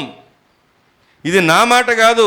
ఒక అన్యులు ఎలా ఆలోచిస్తారంటే వ్యర్థమైన దాన్ని ఆలోచిస్తారంట. అందుకే దేవుడు ఈరోజు మనతో చెప్తున్న మాట ఏంటంటే, ఆయన శరీరంలో, ఆయన రక్తంలో పాలు పొందబోతున్నటువంటి నీవు, నీ నడక ఎలా ఉండాలి చెప్పండి? అన్యుల్లాగా ఉండకూడదు. వ్యర్థమైన వాటిలో నీ నడక ఉండకూడదు. పరిశుద్ధమైనటువంటి ఆయన వైపు నువ్వు నడవాల్సిందే. దేవుని స్తోత్రం కలుగును గాక. అందుకే వాక్యం దగ్గరకు వచ్చి మళ్ళీ మూలవాక్యంలోకి వస్తే, అక్కడ అన్యులు ఇంకెలా నడుస్తారో అక్కడ రాయబడి ఉంది. అన్యజనులు చూడండి, నేను చదువుతాను 18వ వచనంలో, వారికి ఏ మనసు ఉందంట? వారైతే అంధకారమైన మనసు. ఇందాక ఏ మనసు చదువుకున్నాం? వారి మనసు కలిగినటువంటి అంతా కూడా వ్యర్థమే. ఇప్పుడు ఇక్కడ గమనిస్తే ఇది ఏ మనసు అంట? అన్యజనులు. మనమేమనుకుంటాం అంటే, అన్యజనులు అంటే మన దృష్టిలో ఎప్పుడు కూడా ఫలానా వాళ్ళు దేవుడి దగ్గర రాలేదు కాబట్టి వాళ్ళు అన్యజనులు అనుకుంటాం. కానీ వాక్యం ఇక్కడ పౌలు గారు రాస్తున్నప్పుడు, నేను మళ్ళీ చెప్తాను, మన కాంటెక్స్ట్ తెలియాలి. కాంటెక్స్ట్ అంటే అక్కడ సందర్భం ఏంటో తెలియాలి. పౌలు గారు రాస్తున్నప్పుడు యూదులు ఏమనుకునే వాళ్ళంటే, యూదులు కాని వారందరూ కూడా అన్యజనులు అనుకునేవారు. యూదులు కాని వారు అందరినీ కూడా అన్యజనులుగానే చూసేవారు. వారు గ్రీకు వాళ్ళు అవ్వచ్చు, వారు రోమా వాళ్ళు అవ్వచ్చు, ఇంకెవరైనా అవ్వచ్చు. యూదులైతేనే తమ స్వజనాంగం అనుకునేవారు, లేకపోతే యూదులు కాని వారు అందరూ అన్యజనులు అనుకునేవారు. అయితే ఇక్కడ రాయబడినటువంటి వాక్యాన్ని మనం పరిశీలన చేసినప్పుడు వాళ్ళు అలా అనుకునేవారు. కానీ పౌలు ఆ ఉద్దేశంతో చెప్పట్లేదు. పౌలు ఏమని చెప్తున్నాడంటే, నీ నడక బాగోపోతే నువ్వు అన్యజనుడివే. ఇప్పుడు చెప్పండి, తెల్లబట్టలు వేసేసుకొని వచ్చి ప్రభువులో పాలు పొందుతున్న నీవు, నీ నడక బాగోపోతే దేవుని దృష్టిలో నువ్వు పరిశుద్ధుడివా లేకపోతే అన్యజనుడివా? మనమైతే మేమండి ప్రభువుని నమ్ముకున్నామండి, మేమెవరి పిల్లలం? దేవుని పిల్లలం. అంటే అవతల వారికి ఏమొస్తుంది? మేము దేవుని పిల్లలం కాదు. నిన్న నేను సెలూన్కి వెళ్ళి షేవింగ్ కోసం వెళ్ళాను అనమాట. బహుశా ఇప్పుడు ఆ వ్యక్తి కూడా ఇక్కడ ఉండొచ్చు, నాకు తెలియదు.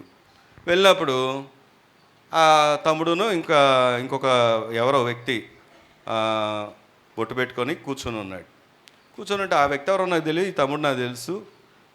తను మాట్లాడుతూ ఉన్నాడు, నేనేం మాట్లాడకుండా వింటూ ఉన్నాను. వాళ్ళ ముందు ఏదో సంభాషణ జరుగుతుంది, ఇప్పుడు జరుగుతున్న వాటి అన్నిటి గురించి సంభాషణ జరుగుతుంది. నేనేం మాట్లాడకుండా సైలెంట్గా ఉన్నాను. ఏంటన్నా మాట్లాడట్లేదేంటి? నీ గొంతు దగ్గర కత్తుందన్నా అని అందుకని మాట్లాడట్లేదా అన్నాడు. ఎందుకంటే మరి షేవింగ్ అంటే అక్కడ ఏముంటుంది? కత్తి ఉంటుంది కదా, అందుకని మాట్లాడట్లేదంటే నేనేం చేశానంటే, అవును తమ్ముడు అన్నా. నేను నిజంగానే మాట్లాడడానికి ఎందుకులే, పక్కన మరి వాళ్ళ మాటల సంభాషణలో నేను ఏదైనా మాట్లాడితే వాళ్ళకి ఏదన్నా నొచ్చుకున్నట్టుగా అనిపిస్తుందేమోనని నేను మాట్లాడకపోతే తర్వాత అయిపోయిన తర్వాత నిలబడి వచ్చేసే ముందు ఏదో ఒక చిన్న సందర్భం వచ్చింది, చెప్పే అవకాశం వచ్చింది.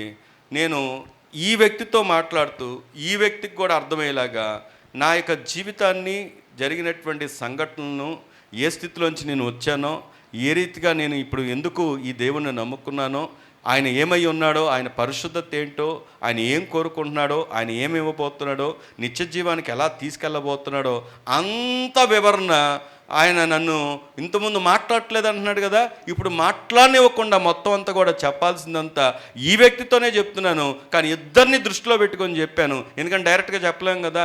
ఇద్దరిని దృష్టిలో పెట్టుకొని చెప్పి ఇద్దరికి సువార్త అందించి వచ్చే ముందు ఈ వ్యక్తి లేచి నాతో చెప్పిన మాట ఏంటో తెలుసా?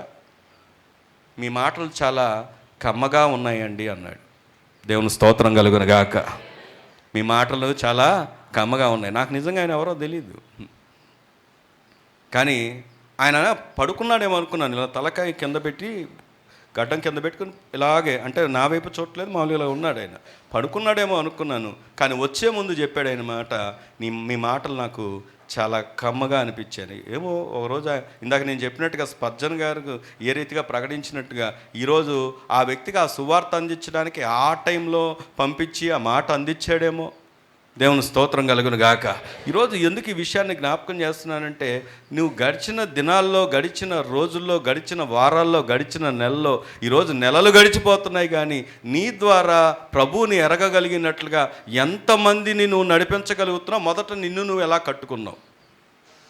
ఈరోజు మరొకసారి ఆయన శరీరంలో, ఆయన రక్తంలో పాలు పొందులు పొందబోతున్న నీవు ఏ పని చేయకుండా దేవుని దగ్గర సిగ్గుపడేవాడిగా ఉంటావా? ఇందాక మనం తిమోతి పత్రికలో చదువుకున్న, ఏమని చదువుకున్నా అంటే, దేవుని ఎదుటంట యోగ్యులుగాను సిగ్గుపడనక్కర్లేని పనివారుగా ఉండాలంట. దేవుని స్తోత్రం కలుగునుగాక. లేకపోతే ఈ లోకం వ్యర్థం. సరే, ఇక్కడ ఈ మనసు గురించి ఆలోచన చేస్తే, అన్యజనులకు ఏ మనసు ఉందంట? అంధకారమైన మనస్సు. అన్యులంటే మనం అనుకున్నట్లుగా ఏదో ఒక వాటిని ఆరాధిస్తున్నారని అన్యులు కాదు. మనస్సు గురించి మాట్లాడుతున్నాడు దేవుడు. ఒకవేళ నీ మనస్సు బాగోకపోతే, ఏమండి వింటున్నారా? చైర్లో కూర్చున్నవారు వింటున్నారా? మీ మనస్సు బాగోకపోతే మనం కూడా వారితోనే పోల్చబడతాం. సరే, రండి వాక్యం నుంచి చూద్దాం ఈ మనసు ఎలా ఉంటుంది అని. అంటే చూడండి, ఈ మాటని ఇలాగా ఉంచి ముందుకెళ్ళి చూద్దాం. కొరింథీ మొదటి పత్రిక 2వ అధ్యాయం. కొరింథీ మొదటి పత్రిక 2వ అధ్యాయము 14వ వచనం చదువుదామా? వీళ్ళు ఎలా ఉంటారు అంటే, ప్రకృతి సంబంధి అయిన మనుష్యుడు దేవుని ఆత్మ విషయములను అంగీకరింపడు. అవి ఎలా ఉంటాయి? అతనికి వెర్రితనముగా ఉన్నాయి. అవి ఆత్మానుభవము చేతనే వివేచింపదగును గనుక అతను ఏంటంట, వాటిని ఏం చేయలేడు, గ్రహింపు. మనం ఏంటో ఈ వ్యక్తి ఎన్నిసార్లన్నా చెప్పండి మారడేంటి అని అనుకొని ఎన్నిసార్లు అనుకున్నాం? ఎన్నిసార్లన్నా చెప్పండి ఈడేంటి ఇలాగే ఉన్నాడని ఎన్నిసార్లు అనుకోలేదు? తల్లిదండ్రులు ఎన్నిసార్లు అనుకోలేదు? తల్లిదండ్రులకి వేదన పుట్టిస్తున్నటువంటి పిల్లల విషయంలో తల్లిదండ్రులు ఎన్నోసార్లు దేవుని గురించి చెబుతున్నప్పటికీ కూడా కఠినంగా ఉన్నవారు ఎంతమంది లేరు? ఎన్నోసార్లు నీ జనాంగంలోనే, నీ ఇంట్లోనే, నీ కుటుంబంలోనే ఎన్నోసార్లు దేవుని గురించి చెబుతున్నా, వారి కొరకు ప్రార్థన చేస్తున్నా ఏమాత్రం కదలిక లేని వారు ఎంతోమంది లేరా? వాక్యం కూడా అదే చెప్తుంది. ఎందుకు లేదు అంటే కదలిక. అక్కడ రాయబడి ఉన్నమాట, ఆ వ్యక్తులు ఎవరు అంటే ప్రకృతి సంబంధం. ఇంకో మాట చెప్తాను, భలే చెప్పారండి, నిజమేనండి, అందుకే మార్చలేదేమో అంటాం. కొంతమంది ఎన్నిసార్లైనా దేవుని మాటలు వినేవండి, వారు బ్రతుకులో మార్పు లేకుండానే బ్రతుకుతున్న వారు నేటికి కూడా సంఘాల్లో ఉన్నారు. పైకి వాళ్ళు రక్షించబడ్డామని అనుకుంటున్నారు, తమను తాము మోసపుచ్చుకుంటున్నారు. కానీ వారు దేవుని విషయాలని, ఆత్మ దేవుడు చెబుతున్నటువంటి, సంఘంతో చెబుతున్నటువంటి మాటల్ని వీరు వివేచింపరు, గ్రహింపరు. అందుకే వ్యతిరేక స్వభావం, అందుకే సనుగుళ్ళు గొనుగుళ్ళు, అందుకే విషపూరితమైనటువంటి మాటలు, అందుకే వ్యతిరేకమైనటువంటి ప్రవర్తనలు, చెబుతున్న దానికి విరుద్ధంగా పనిచేసేటటువంటి మనస్సు. ఇది ఏంటో తెలుసా? ప్రకృతి సంబంధమైనటువంటి మనస్సు. అన్యజనులకు అనుకుంటున్నాము, కానీ సంఘంలో కూడా ఈ వాక్యాన్ని బేస్ చేసుకుంటే చాలామంది ఎవరున్నారో తెలుసా? అన్యజనులు ఉన్నారు. నేను చిన్న ఇంగ్లీషు ప్రోవర్ అంటే సామెత ఒకటి చదివితే, ఒక కాకి ఉందంట, ఓ చెట్టు మీద కాకి ఏం చేయకుండా ఉందంట. కింద కుందేలు ఉందంట అదే చెట్టు కింద, అది కూడా ఏం చేయకుండా ఉందంట. అంటే దాని ఉద్దేశం ఖాళీగా ఉన్నాయి రెండు. ఇది ఒక సామెత, ఒక అర్థం చెప్తున్నాను నేను. ఈ రెండు కూడా ఖాళీగా ఉన్నాయి. ఈలోపు ఒక పిల్లి వచ్చింది, ఏం చేసిందంటే కుందేల్ని పట్టుకొని చంపేసింది. దాంట్లో ఒక మోరల్, నేర్చుకోవాల్సిన మోరల్ ఏంటి అంటే, రెండు కూడా ఖాళీగానే ఉన్నాయి, రెండు కూడా ఏమి చేయలేని స్థితిలోనే ఉన్నాయి. ఇది చచ్చిపోవడానికి గల కారణం ఏంటంటే ఇది ఉన్నటువంటి స్థానం. అర్థమైందో లేదో? కాకి ఎక్కడ ఉంది? పైన ఉంది, ఎత్తులో ఉంది. ఈరోజు మనదాకా దేవుని వాక్యాన్ని తీసుకొని వస్తే ఎత్తైనటువంటి అనుభవాలు మనకు లేకపోతే, ఈ ఉన్నతమైనటువంటి ఆలోచనలు మనం లేకపోతే, దేవుని యొక్క సంకల్పాలని మనం ఎరగకపోతే మనం చేయగలిగిందే లేదు. మన నీతి ఎప్పుడు కూడా దేవుని మెప్పించలేదు. కానీ ఆ ఉన్న స్థానం ఉంది చూసారా, ఆరాధనా స్థానం, సహవాసపు స్థానం, దేవునితో నడిచే అనుబంధాలు, దేవుని మీద ఆధారపడే అనుబంధాలు, సేవకులతో అనుబంధాలు, వాక్యంతో అనుబంధాలు, ప్రార్థనతో అనుబంధాలు. మందిరానికి వెళ్తేనే పరిచర్య, మందిరానికి వెళ్తేనే దేవుడు వింటాడని అనుకునే కొంతమంది వ్యతిరేకిస్తూ ఉంటారు. నీకు ఒక మాట తెలుసా? దేవుడు సమాజంగా కూడుకొనుట మానవద్దని చెప్పాడు. దేవుని స్తోత్రం కలుగును గాక. అది ఆజ్ఞ, అది ఆజ్ఞ. ఇది ఎక్కడ ఉందండి అంటే వాక్యం చదివితే తెలుస్తుంది. మందిరానికి ఎందుకు వెళ్ళాలో, మందిరంలో ఏ ఆశీర్వాదం ఉందో, దేవుని సన్నిధిలో ఏ ఆశీర్వాదం ఉందో, సంఘంలో ఏ ఆశీర్వాదం ఉందో. ఉదయకాలం ప్రవీణ్ అని ఒక తమ్ముడు వస్తున్నాడు. మీ అందరూ తెలుసు, మనం డిఎస్సి రాసిన వారి కొరకు ప్రార్థన చేస్తున్నాం. రాస్తుంటే తనకు మొన్న క్వాలిఫై అయ్యాడు కానీ రాలేదు. రాకపోతే వచ్చాడు, అన్న ప్రార్థన చేయండి, మరి అవకాశం లేనట్టే అన్నట్టుగా. ఉంటే తన భార్య అంది, లేదన్న నాకు కొంత విశ్వాసం ఉంది ప్రభువు చేస్తాడని. తమ్ముడు రండి, పొద్దున్న ప్రార్థనకు రండి, చక్కగా ప్రార్థన చేద్దాం అన్నాం. ఆల్రెడీ అవన్నీ అయిపోయాయి, దాంట్లో వెళ్ళాల్సినవన్నీ వచ్చేసాయి. తన ముందు కొంతమంది వరకు కూడా వచ్చేసాయంట. ఇంకా తనకు వస్తుందో రాదో కూడా అవకాశం లేనటువంటి పరిస్థితులు. అద్భుతం ఏంటంటే నిన్న నైట్ మిడ్ నైట్ అనుకుంటా, మిడ్ నైటో 11 గంటలకో నాకు ఫోన్ చేశారు, అన్న నాకు కాల్ లెటర్ వచ్చిందని. దేవుని స్తోత్రం కలుద్దాం. హల్లెలూయా, హల్లెలూయా. ఇందాక వచ్చి ప్రార్థన చేయించుకొని వెళ్ళింది అతనే. కాల్ లెటర్ వచ్చింది, అవి సబ్మిట్ చేయడానికి వెళ్తూ ఉన్నాడు. ఎలా సాధ్యమైంది? ఏమండి, ఎలా సాధ్యమైంది?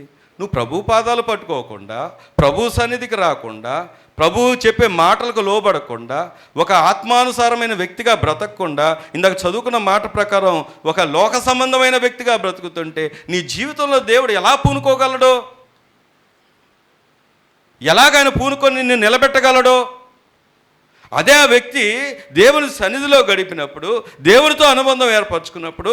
అంతకుముందు చాలాసార్లు నేను ఆయన విషయంలో అదే కంప్లైంట్ చేసేవాడిని, ఏంటి తమ్ముడు రావేంటి, ఏంటి తమ్ముడు కనపడవేంటి అని. కానీ ఎప్పుడైతే తను మారి దేవుని సన్నిధిలో ఉండడం ప్రారంభించాడో నిజంగా అద్భుత రీతిగా కాల్ లెటర్ అనేది రావడం. అంటే ఒక కార్యం జరిగిందని మాట చెప్పట్లేదు, దేవుని సన్నిధిలో దొరికే ఆశీర్వాదం అది. దేవుని స్తోత్రం కలుగును గాక. ఈరోజు ప్రియ సంగమా, ప్రభు నీతో చెప్తున్నాడు, ఎలా నడుచుకుంటున్నావు నువ్వు? ఏ విధంగా ఉంది నీ నడక? నువ్వు మోసపుచ్చుకుంటున్నావు, మనం మోసపుచ్చుకుంటున్నాం. మీ భక్తి గలవారం అని చెప్పుకుంటూ పైకి భక్తి గలవారి వలే ఉన్నప్పటికీ దేవుని శక్తిని మనం ఏం చేయట్లేదు తెలుసా? ఆశ్రయించడం. ఎవరు పూనుకుంటే ఏమని చేయగలరు చెప్పండి? ఎవరు పూనుకుంటే ఏమని చేయగలరు? ఎవరు నీ పక్షంగా నిలబడితే చేయగలరు? మనిషిగా ఏ వ్యక్తి నిలబడి ఏమీ చేయలేడు, దేవుడు నిలబెట్టాల్సిందే. దేవుని స్తోత్రం కలుగును గాక. అందుకే రోమీయులకు రాసినటువంటి పత్రిక 12వ అధ్యాయాన్ని మనం చూస్తే, 12వ అధ్యాయం 2వ వచనాన్ని కనుక మనం చదువుకుంటే ఏంటంట చెప్పండి? ఈ అన్యజనులకి ఉండేటటువంటి స్వభావాలు నేర్చుకుంటున్నాం మనం.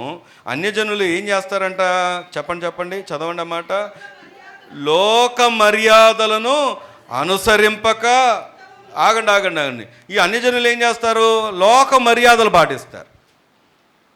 విచిత్రం ఏంటంటే సేవకులు కూడా దాన్ని సమ్మతించేవారు చాలామంది ఉన్నారు.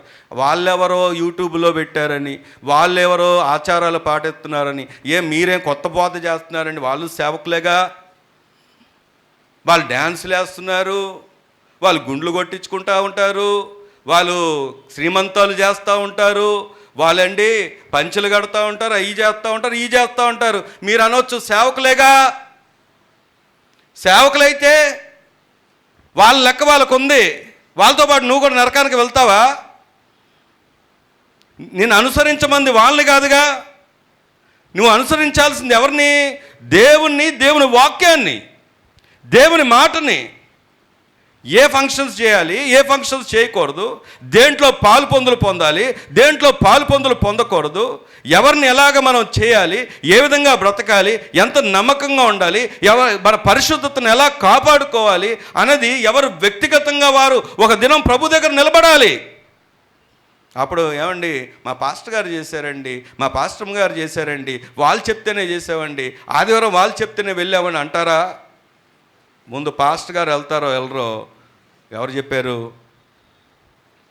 ఈరోజు వాక్యం చూస్తే చాలా స్పష్టంగా చెప్తున్నమాట, ఈ లోక మర్యాదలను అనుసరింపక. ఇవి ఆజ్ఞలండి, ఆప్షన్స్ కాదు. అన్నిట్లో ఉంటాం. ఈ రోజుకి కూడా రోజులు చూస్తారు, ఈరోజు కూడా తిథులు చూస్తారు, ముహూర్తాలు చూస్తారు. ఈరోజు కూడా విధవరాలు ఎదురొస్తే ఒప్పుకోని వారు ఉన్నారు.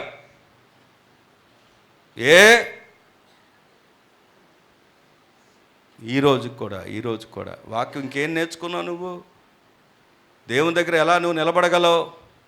దేవుని మాట అక్కడ గమనిస్తే, ఈ లోక మర్యాదలను అనుసరింపక ఉత్తమమును అనుకూలమును సంపూర్ణమై ఉన్న దేవుని చిత్తమేదో పరీక్షించి తెలుసుకొనున్నట్లు మీ మనస్సు మారి నూతన మగుట వలన రూపాంతరం పొందాలంట. దేవుని స్తోత్రం కలుగును గాక.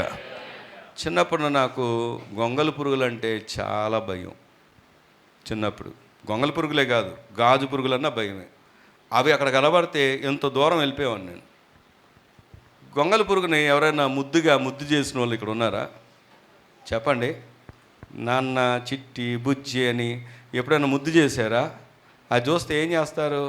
ఎక్కలేని కంపరం వచ్చేసి వెంటనే ఏదో ఒకటి తీసి దాన్ని కొట్టిన తర్వాత దాని పసరు కనబడితే అది కూడా చూసి అసహ్యంగా ఫీల్ అయిపోయేవారు చాలామంది ఉంటారు. గొంగళి పురుగు ఎప్పుడు గొంగళి పురుగులాగానే ఉంటుందా? ఏమవుద్దంటది? అది అందమైనటువంటి సీతాకోక చిలకగా మారుతుంది. అప్పుడు దాన్ని పట్టుకుందామన్నా, దాన్ని చూద్దామన్నా, అందుకే దాని పేర్లు పెట్టుకొని కూడా పార్కులు పెట్టేవారు ఉన్నారు. బటర్ఫ్లై పార్క్ అంట. ఏమండి, కేవలం దాన్ని చూడడానికి కూడా వెళ్ళేవారు ఉన్నారు. ఏ గొంగళి పురుగులు ఉన్నప్పుడు తీసుకొస్తావా? ఏమైంది అంటే దాని లైఫ్లో రూపాంతరం చెందింది, మారింది. అది నేను ఒక మాట చెప్పనా, మనం మారకపోతే మనం అందరం కూడా దేవుని దృష్టిలో ఎలా కనబడుతుందో తెలుసా? గొంగళి పురుగులాగే. అది తీసుకున్నా, దాన్ని పట్టుకున్నా, అది పాకినా, అది ఒకవేళ మనం వేసుకున్న బట్టల మీద వెళ్ళినా అది ఏం చేస్తుంది అంటే మనకి ఎప్పుడు కూడా హానే చేస్తుంది. కానీ దాని రూపాంతరం చెందినప్పుడు దాని అందం, దాని సొగసు, దాన్ని చూడడానికి ఎంతో ఇష్టపడతాం. ఒక మాట చెప్పన, రూపాంతరం పొందకుండా, మనస్సు మారకుండా ప్రభువా అంటే ప్రభు ఒకరోజు ఏమంటాడంటే, నువ్వెవరో నాకు తెలియదు. నాలో ఆచారాలు పోలేదు, పద్ధతులు పోలేదు, అలవాట్లు పోలేదు. ఈ రోజుకి అమావాస్య, మా అబ్బాయి పెద్ద అబ్బాయి అమావాస్య రోజు పుట్టాడు. మన సంఘంలో వ్యక్తే, అయ్యగారు అయ్యయ్యో ఎంత పని జరిగిపోయింది, ఏ రోజు పుట్టాడంట? అమావాస్య రోజు పుట్టాడంట. పోనీ మీరు మార్చండి, డేట్ని ఏమన్నా తిప్పండి. యెహోషువ ప్రార్థన చేస్తా అంట, ఏమైంది అంటే సూర్యుడు అంట మళ్ళీ ఇక నీడ పైకి ఎక్కిందంట, మెట్లు ఎక్కింది. ఆ అక్కగారు లేదా అన్నగారు, ఎందుకంటే మళ్ళీ అమ్మాయి అనుకుంటారు కదా, ఆ అక్కగారు లేదా అన్నగారు ఎవరైతే చెప్పారో నాతో, మీరు అలాగే ఒక 24 గంటలు ప్రార్థన చేసి ఆ రోజు తిప్పాల్సింది.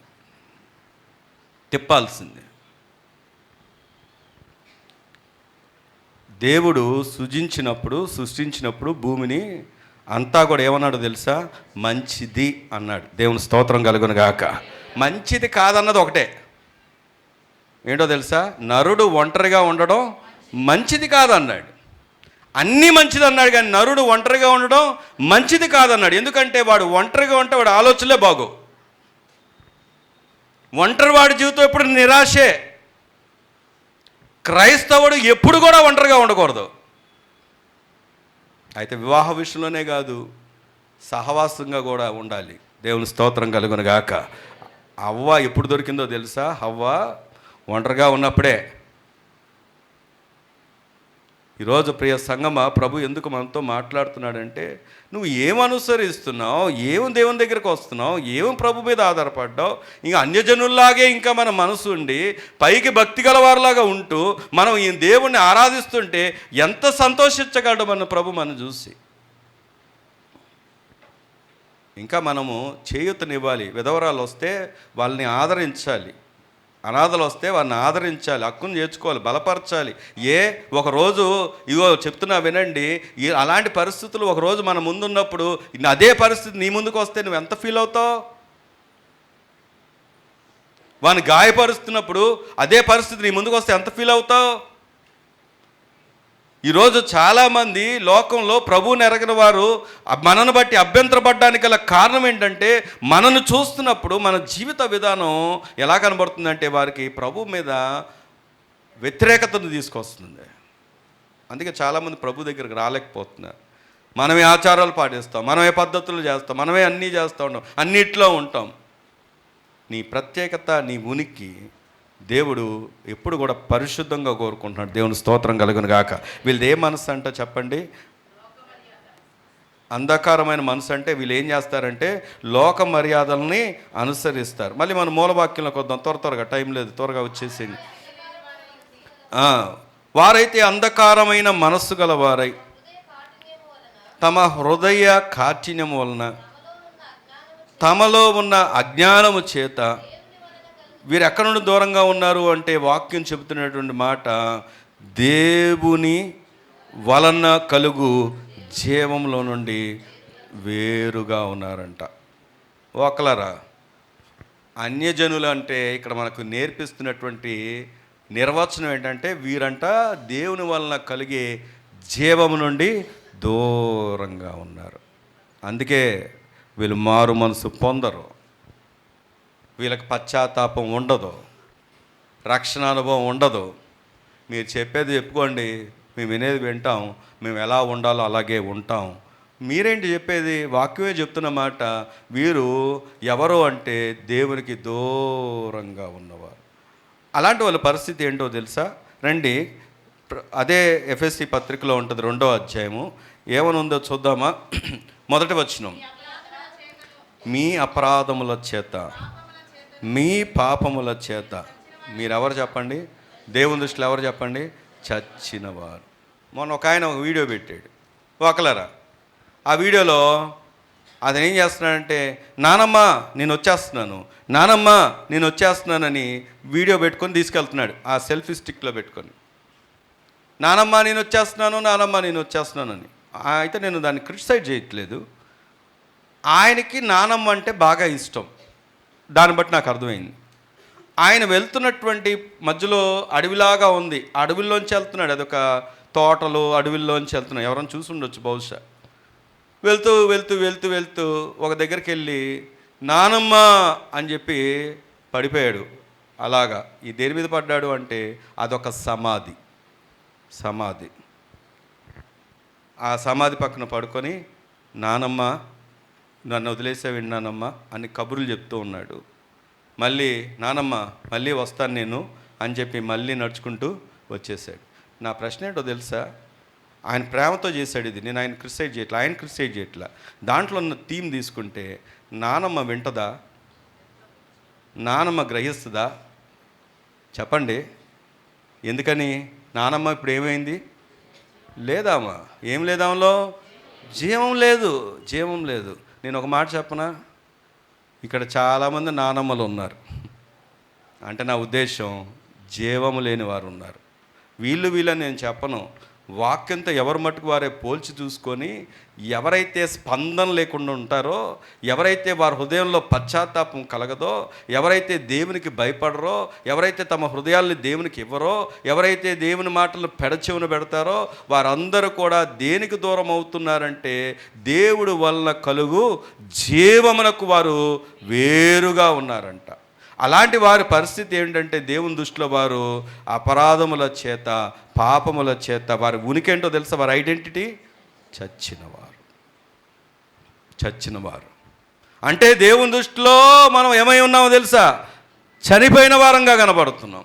అదేంటండి, నాకు చాలా ఆస్తుంది, అంతస్తులు ఉన్నాయి, బిల్డింగ్లు ఉన్నాయి, కార్లు ఉన్నాయి, పోనీ లేకపోతే సొంత ఇల్లు ఉంది, ఇంకేంటి, నేను అందరి దృష్టిలో మంచి పేరు ఉంది, నాయకుని నేను, పెద్దవాడిని నేను, గౌరవనీయును అని చెప్పుకుంటావేమో. చెప్పుకో.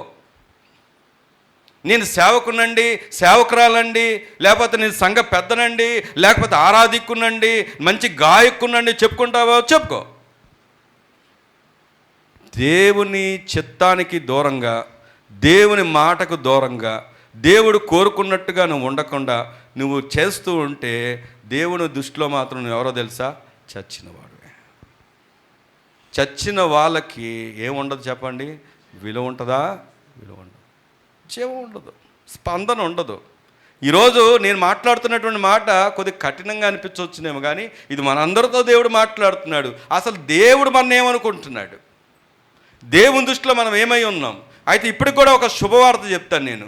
మనం మన అపరాధముల చేత, పాపముల చేత చచ్చిన వారమై ఉన్నప్పటికీ కూడా దేవుడు ఈరోజు మనకి ఇస్తున్నటువంటి గొప్ప శుభవార్త ఏంటో తెలుసా? ఆయన ద్వారా మనం ఆ మాట చదువుకుందామా? ఆయన మిమ్మును క్రీస్తుతో కూడా బ్రతికించను. గట్టిగా దేవుని స్తోత్రం చెప్దామా? నీ పక్కన వాళ్ళని తట్టి చెప్పండి, క్రీస్తు నిన్ను బ్రతికిస్తాడని చెప్పండి. ఎవరు బ్రతికిస్తారు చెప్పండి? మన్ని, చచ్చిన మన్ని, చచ్చిపోయిన స్థితిలో ఉన్న మన్ని దేవుడు అంటే ఏం చేస్తాడంట? బ్రతికిస్తాడంట. ఎప్పుడో తెలుసా? ఆయన మాటను విన్నప్పుడు, ఆయన ఆజ్ఞ నువ్వు పాటించినప్పుడు, ఆయన కోరుకున్న అనుభవాల్లోకి వచ్చినప్పుడు. ఇక్కడ వాక్యాన్ని చూస్తే ఆయన ఏం ఆశించకుండానే తన ప్రాణం పెట్టాడు. ఉచితంగా మన కొరకు ప్రాణం పెట్టినటువంటి దేవుడు ఆయన. దేవుని స్తోత్రం కలుగును గాక. కాబట్టి ప్రియ సంగమా, ఈరోజు ప్రభు నీతో నాతో మాట్లాడుతున్నాడు. ఇగో లోకం వైపు చూస్తూ పరిగెత్తుతున్నావేమో, లోకం వైపు వెళ్తున్నదేమో నీ నడక.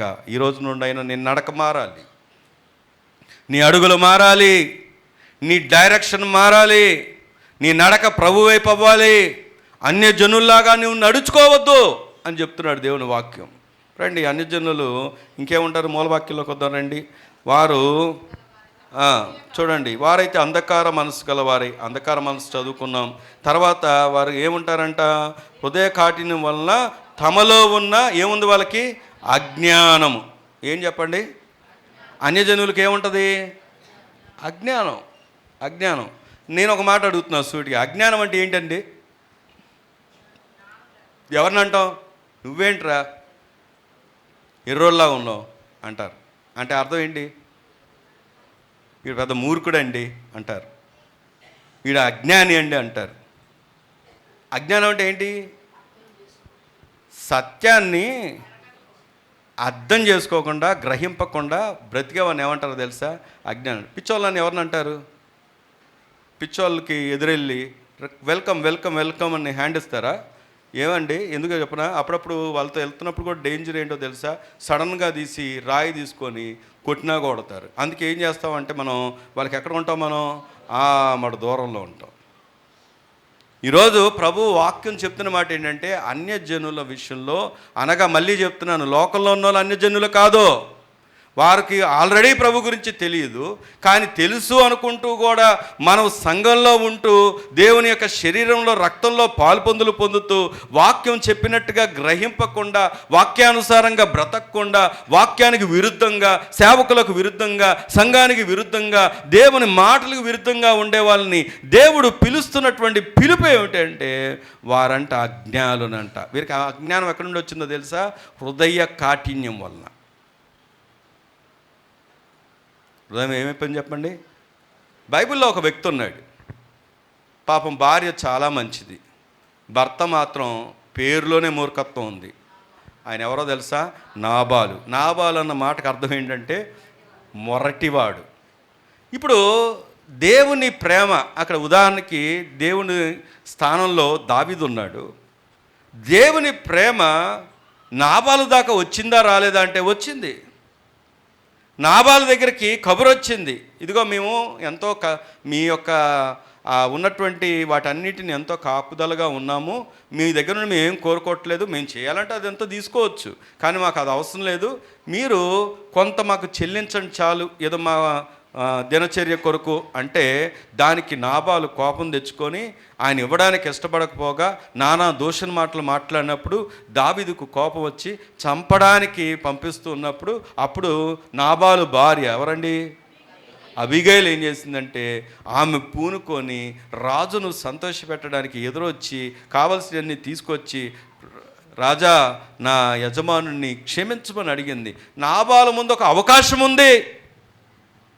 ఆ క్షణంలో అయినా ఆయన మార్పు చెందుంటే, ఆ క్షణంలో అయినా ఆయన ఒప్పుకొని ఉంటే, ఆ క్షణంలో అయినా ఆయన అజ్ఞానిగా కాకుండా తన జీవితాన్ని మార్చుకొని ఉంటే బ్రతికేవాడు. కాలదనుకున్నాడు, తల ఎగరేశాడు, కానీ తలే లేకుండా పోయింది. ఈరోజు వాక్యం దగ్గర మనం తల ఎగరేసే వారంగా ఉండకూడదు, అజ్ఞానులా ఉండకూడదు.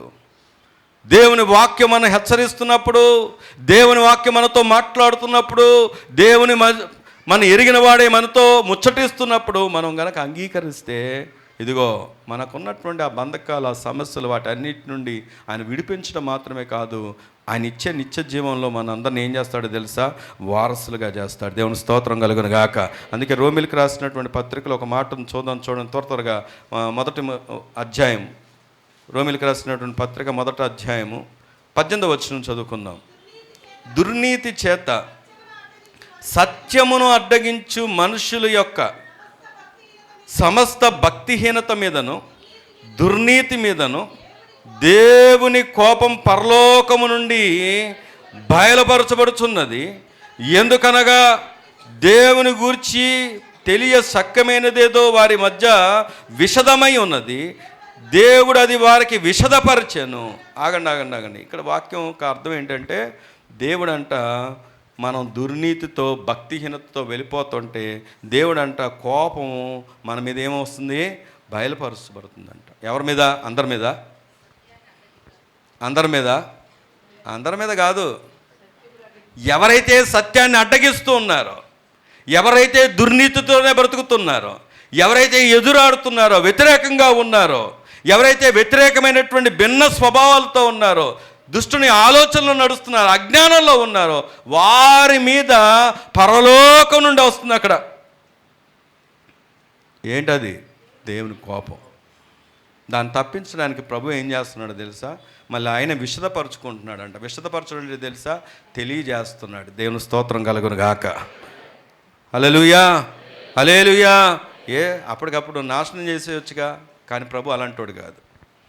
ఈరోజు నీ స్థితిని చూసినప్పుడు, నీ ప్రవర్తన చూసినప్పుడు, నీ మాటలు చూసినప్పుడు, నీ ఆలోచన చూసినప్పుడు, నీ నడక చూసినప్పుడు దేవునికి నిజంగా ఎంతో కోపం వస్తుంది. కానీ ఆయన కనికర సంపన్నుడు గనక, ఆయన మనని ప్రేమిస్తున్నాడు గనక, ఇప్పటికైనా నీ నడక మార్చుకుంటావు, ఇప్పటికైనా నువ్వు విధేయుడు అవుతావు, ఇప్పటికైనా నువ్వు లోబడతావు, ఇప్పటికైనా సమ్మతిస్తావు, ఇప్పటికైనా వాక్యం ముందు ప్రణమిల్లుతావు, సంఘంతో అనుబంధం, సహవాస అనుబంధాలు కలిగి ఉంటావని ఒక అవకాశాలు మన ముందుంచుతున్నాడు. దేవుని స్తోత్రం కలుగును గాక. నీ హృదయాన్ని ఇస్తామని ఎదురు చూస్తూ ఉన్నాడు. ఈరోజు సో కాల్డ్ చెప్పబడినటువంటి పెద్ద పెద్ద సెలబ్రిటీస్ కనుమరుగైపోతున్నారు. సో కాల్డ్ లోకంలో జీవించి యవనస్తులకి ఒక ట్రెండ్ సెట్టర్స్గా ఉన్న వాళ్ళు కనుమరుగైపోతున్నారు. వారిలో నువ్వేం గొప్పడివి కాదు. కానీ దేవుని ప్రేమ, నీ తల్లిదండ్రుల ప్రార్థన, సంఘ ప్రార్థన, సేవకుల ప్రార్థన మనకు కాపుదలగా ఉండి మనని సంరక్షిస్తూ వస్తుంది. దేవుని స్తోత్రం కలుగును గాక. కాబట్టి ఈరోజు ప్రభు ఏం చెప్తున్నాడంటే 19వ వచనంలో, ఎందుకనగా దేవుని గురించి తెలియశక్యమైనది వారి మధ్య విషదమై ఉన్నది, దేవుడు వారి మధ్యకి విషదపరచెను. ఆయన అదృశ్య లక్షణాలన్నీ అక్కడ రాయబడి ఉన్నాయి. తర్వాత 22వ వచనం చూస్తే 21, మరియు వారు దేవుని ఎరిగియు ఆయన దేవుని మహిమపరచలేదు, కృతజ్ఞతాస్థుతులు చెల్లింపలేదు, కానీ తమ వాదముల యందు ఏమైపోయారండి? వృద్ధులైపోయారు. వారి అవివేక హృదయము అంధకారమయమేను, తాము జ్ఞానులమని చెప్పుకొని బుద్ధిహీనులయ్యారంట. ఎవరు వీళ్ళు? ఇవన్నీ బుద్ధిహీనత ఎవరికి ఉందంటే, ఎవరైతే వింటున్నప్పటికీ మార్చుకోవట్లేదు, దేవుడు ప్రకటిస్తున్నప్పటికీ మారట్లేదు, దేవుడు నీ నడకను చూస్తున్నాడని ఎరిగినప్పటికీ నీ నడక వంకరగా ఉందో, అలాంటి వారికి చెప్తున్నాడు బుద్ధిహీనులుగా ఉందామా? లేకపోతే మన నడక మార్చుకొని ఆశీర్వదించబడిన వ్యక్తులంగా ఉందామా? చివరికి ఒక వచనం చదువుకొని ముగించుకుందాం. 19వ కీర్తన 1వ వచనం. 19వ కీర్తన 1వ వచనం. ఆకాశం దేవుని మహిమను వివరించుచున్నది. అంతరిక్షము ఆయన చేతి పనిని ప్రచురపరుచుతున్నది. పగటికి పగలు బోధ చేయుచున్నది, రాత్రికి రాత్రి జ్ఞానము తెలుపుచున్నది. తర్వాత చూడండి 7వ వచనం, యెహోవా నియమించిన ధర్మశాస్త్రము యథార్థమైనది. చెప్పండి, అది ప్రాణానికి ఏం చేస్తుంది? నీ పక్కన వాళ్ళు చెప్పండి, అది ప్రాణానికి ఏం చేస్తుంది? అది నీ ప్రాణానికి ఏం చేస్తుంది? అది ఎంతో వేదంతో వచ్చావు కదా, హృదయంలో ఎంతో అంతరంగంలో బాధతో వచ్చావు కదా. కానీ నీకు విషయం తెలుసా, దేవునికి దగ్గరైతే, దేవుని మాటకు దగ్గరైతే నీ ప్రాణాన్ని ఆయన ఏం చేస్తాడంట? తెప్పరిల్లా చేస్తాడు. హృదయానికి అది ఎంతో నెమ్మదినిస్తుందంట. దేవుని స్తోత్రం కలుగును గాక. అందుకు ఆయన చెప్పిన మాట ఏంటంటే, ఆకాశాలు దేవుని స్తుతిస్తున్నాయి, అంతరిక్షంలో దేవుని స్తుతిస్తున్నాయి, ఇందులో ఉన్నటువంటి సృష్టి దేవుని స్తుతిస్తున్నాయి. స్తుతించకుండా, నమ్మకుండా, వ్యతిరేకంగా ఉన్న వ్యక్తి ఎవరైనా ఉన్నారంటే అది నీవే.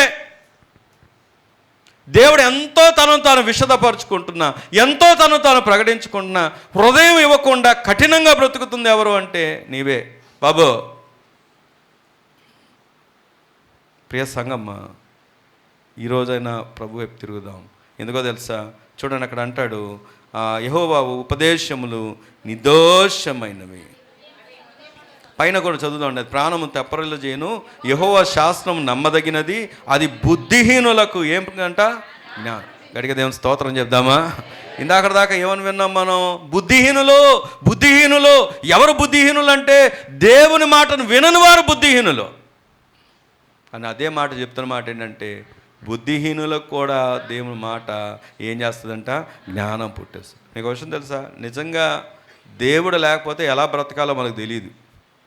అందరిలాగే అన్ని వరవల్లో కొట్టుకెళ్ళిపోయేవాళ్ళం, అందరిలాగే లోకంలో అలా పడి వెళ్ళిపోయేవాళ్ళం. ఈ రోజుల్లో మా ఊరిలో ఉన్నప్పుడు నేను చేసినటువంటి హంగామా అంతా ఇంత కాదు. నిన్న నేను ఆ అబ్బాయితో సువార్త చెప్తున్నప్పుడు ఆ విషయాలే జ్ఞాపకం చేశాను. ఇంత హంగామా కాదు నేను చేసిన. ఎన్ని తిట్లు తిన్నానో, ఎన్ని బూతులు తిట్లు ఇచ్చుకున్నానో, ఎంత చేశానంటే అంత చేశాను. ఒకప్పుడు ప్రభువుని ఎరగనప్పుడు నా బుద్ధిహీనత అంతా ఎక్కడి నుండి పోయింది అంటే, దేవుడు ఎప్పుడైతే నా జీవితంలో పూనుకున్నాడో, నా హృదయం ఆయన వైపు తిరిగిందో, నా బుద్ధిహీనత నుండి నన్ను దేవుడు విడిపించాడు. ఇప్పటికే కొంత బుద్ధిహీనత ఉంటుంది కొన్ని విషయాల్లో. నేను సంపూర్ణంగా మారిపోయానైతే నేను చెప్పను, కానీ మార్పు జరిగే ప్రక్రియలో వెళ్తున్నాం. దేవుని స్తోత్రం కలుగును గాక. మన నడక సరి చేయబడుతూ వెళ్తూ ఉంది. ఈరోజు ప్రభు ఎందుకు చెప్తున్నాడంటే, నీ హృదయానికి నెమ్మది, నీ ప్రాణానికి నెమ్మది, నీకు నెమ్మదినిస్తాడు దేవుడు. నీ హృదయాన్ని తెప్పరిల్ల చేస్తాడు దేవుడు.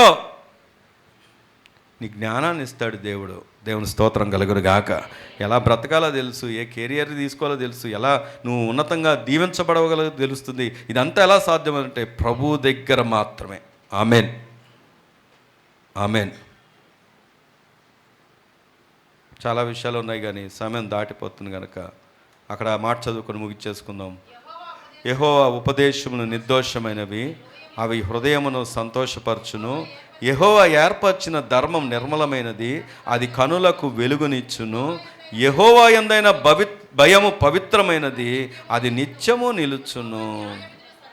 అవి న్యాయ విధులు సత్యమైనవి, కేవలము న్యాయమైన. దేవుని స్తోత్రం కలుగును గాక. చూడండి ఎన్ని లాభాలో. వెలుగునిస్తుందంట, నిర్మలంగా ఉంటుందంట. అక్కడ మనం చూస్తే సంతోషపెడుతుందంట. అంత మాత్రమే కాదు, న్యాయాన్ని చేకూరుస్తుందంట. అవి న్యాయమైనవి. ప్రియ సంగమా, ఈరోజు నీ నడక ఎలా ఉంది? ఇది నీ ముందు ఉంచిన దేవుడి ప్రశ్న.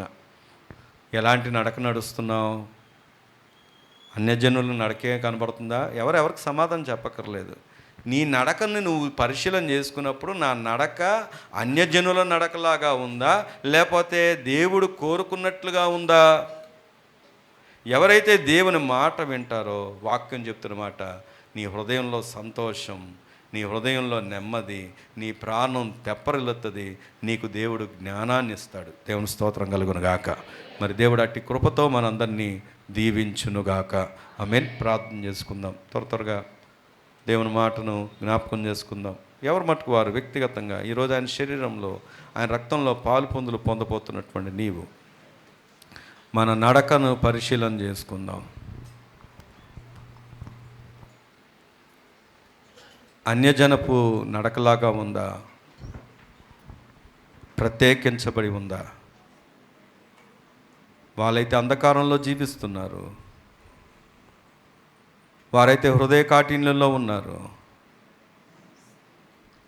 వారైతే అజ్ఞానులా ఉన్నారు, వారైతే వ్యర్థమైన వాటిని వెతుకుతూ ఉన్నారు, వారైతే నాశనానికి వెళ్ళిపోతూ ఉన్నారు. నీవు అక్కడే ఉన్నావా? లేదా నీ నడకను ప్రభు వైపు తిప్పుకున్నావా, మార్చుకున్నావా? ఎవరైతే తమ నడకను ప్రభు వైపు తిప్పుకున్నారో, మార్చుకున్నారో, ఒప్పుకున్నారో, వారి హృదయాల్లో సంతోషం ఉంది, నెమ్మది ఉంది, ధైర్యం కలిగింది, ఆదరణ ఉంది, జ్ఞానం ఉంది, యుగయుగాల సంతోషం కూడా ఉంది.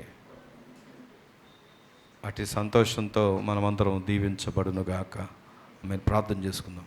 సర్వకృపానిదేని మా తండ్రి, మీ గణనామనికే స్తోత్రములు చెల్లిస్తున్నాం. మీ దాసులు నిలవబెట్టిన ఆయన ఈ పగటి వేళ ఉదయకాలం అద్భుతమైన నీ మాటలు, నీ రాకల్లో రాజ్యములో, నిత్య జీవములో, అంత్యదినమందు లేపబడే వారంగా అయా సంఘము, సావాసం, కూడి ఉన్న కుటుంబాలు నీ ఎదుట మేమందరూ నిలవాలని, అపరాధముల చేత, పాపముల చేత నాయన చచ్చిన వారైన మా కొరకు నాయన భూలోకానికి వచ్చి రక్తము పెట్టి, ప్రాణం పెట్టి, రక్తం కాచి మమ్మల్ని బ్రతికించి పరిమళ వాసన కలిగిన వారంగా ఉండుటకై మమ్మల్ని మీ సొత్తుగా చేసుకున్నావు తండ్రి. ఆ క్రమములో అదిగో తండ్రి, మా జీవితాలు మరలా మలినమై డాగులతో, మచ్చలతో, ముడతలతో తండ్రి, అజ్ఞానంతో, బుద్ధిహీనతతో, భక్తిహీనతతో, హృదయ కాఠిన్యముతో, వంకరి నడకతో, గుడ్డితనముతో బరబా జీవితాలు, కుటుంబాలు, పిల్లలు పతనాలు అయిపోతున్న దినాలు మేము తండ్రి క్షమించు. ఈ దినం ఎంతో తేటగా నువ్వు మాట్లాడవు తండ్రి. ఎంత ప్రేమిస్తున్నావయ్యా, ఎంత ప్రేమిస్తున్నావు. అయినా హృదయం కాఠిన్యంగా ఉంటున్నాయి, అయినా చెడు నడకే, వంకరి మార్గమే, బుద్ధిహీనతే, అజ్ఞానమే, ఎదురాడే మనస్సే ప్రభువా. అందుకే జీవితాల్లో నెమ్మది లేని పరిస్థితులు. అయ్యా దయతో క్షమించు నాయన, క్షమించు, క్షమించు. రేపేమి సంభవించిందో ఎవరికి తెలియదు. నువ్వు ఎరిగినవాడు కాబట్టి, నువ్వు తెలిసినవాడు కాబట్టి తండ్రి, తండ్రి వర్తమాన భూత భవిష్యత్తు నీకు తెలుసు నాయన. అందుకే నాయన మా హృదయ కాటు నుండి మేము విడిపించబడాలని తండ్రి, బుద్ధిహీనత నుండి మేము విడిపించబడాలని, అపరిశుద్ధత నుండి మేము విడిపించబడాలని, భక్తిహీనత నుండి మేము విడిపించబడాలని, గుడ్డితనం నుండి మేము విడిపించబడాలని నాయన, నాయన వంకరే త్రావ నుండి మేము విడిపించబడాలని మీరు మాట్లాడారు నాయన. దయతో మమ్మల్ని క్షమించు, కూడి ఉన్న వారందరినీ క్షమించు. ఇంకా ఎవరైతే అజ్ఞానంగా ఉన్నారో వారితో మాట్లాడు అయ్యా. అదిగో తండ్రి, ఇంకను నాయన అయ్యా అజ్ఞానత, బుద్ధిహీనత మాలో, నాలో, ఎవరిలో ఏదుందో నీకు తెలుసు. వాటిని విడిపించండి, విడిపించండి. జ్ఞానులుగా, పరిశుద్ధులుగా, నీతిమంతులుగా, యథార్థవంతులుగా, నెమ్మదిపరులుగా, ఆనందభర్తులుగా, పరిమళ సువాసన కలిగి నీకు సాక్షులుగా నిత్య జీవం చేపట్టి అంత్యదినమందు లేపబడి నీ శరీరం, నీ రక్తంలో పాలు పొంది ప్రతివారు నాయన అయ్యా నిత్య జీవము కలిగిన వారుగా, అంత్యదినమందు లేపబడిన వారుగా నీ కృప అనుగ్రహించి, ఇంకా ఎవరైతే అట్టువారుగా లేరు వారిని కూడా సకాలను దర్శించను ఆయన. వారిని రక్షించు, వారిని విమోచించు. ఎవరిని విడిచిపెట్టే దేవుడు కాదు నా ఎత్తబడిన నాయన. అయ్యా నీ మాటలు నా ఎన్నుకల్లో నూరంతలుగా ఫలింపచేసి మీరు అక్కడికి రాజ్యంలో ఈ పరిచయం ఉన్నట్లుగా మీరు ఆస్తులు ఇంకా ఎత్తుపట్టమని యేసు నామం అడిగి ఏడుకొని పొందున్నాం పరమ తండ్రి. ఆమేన్.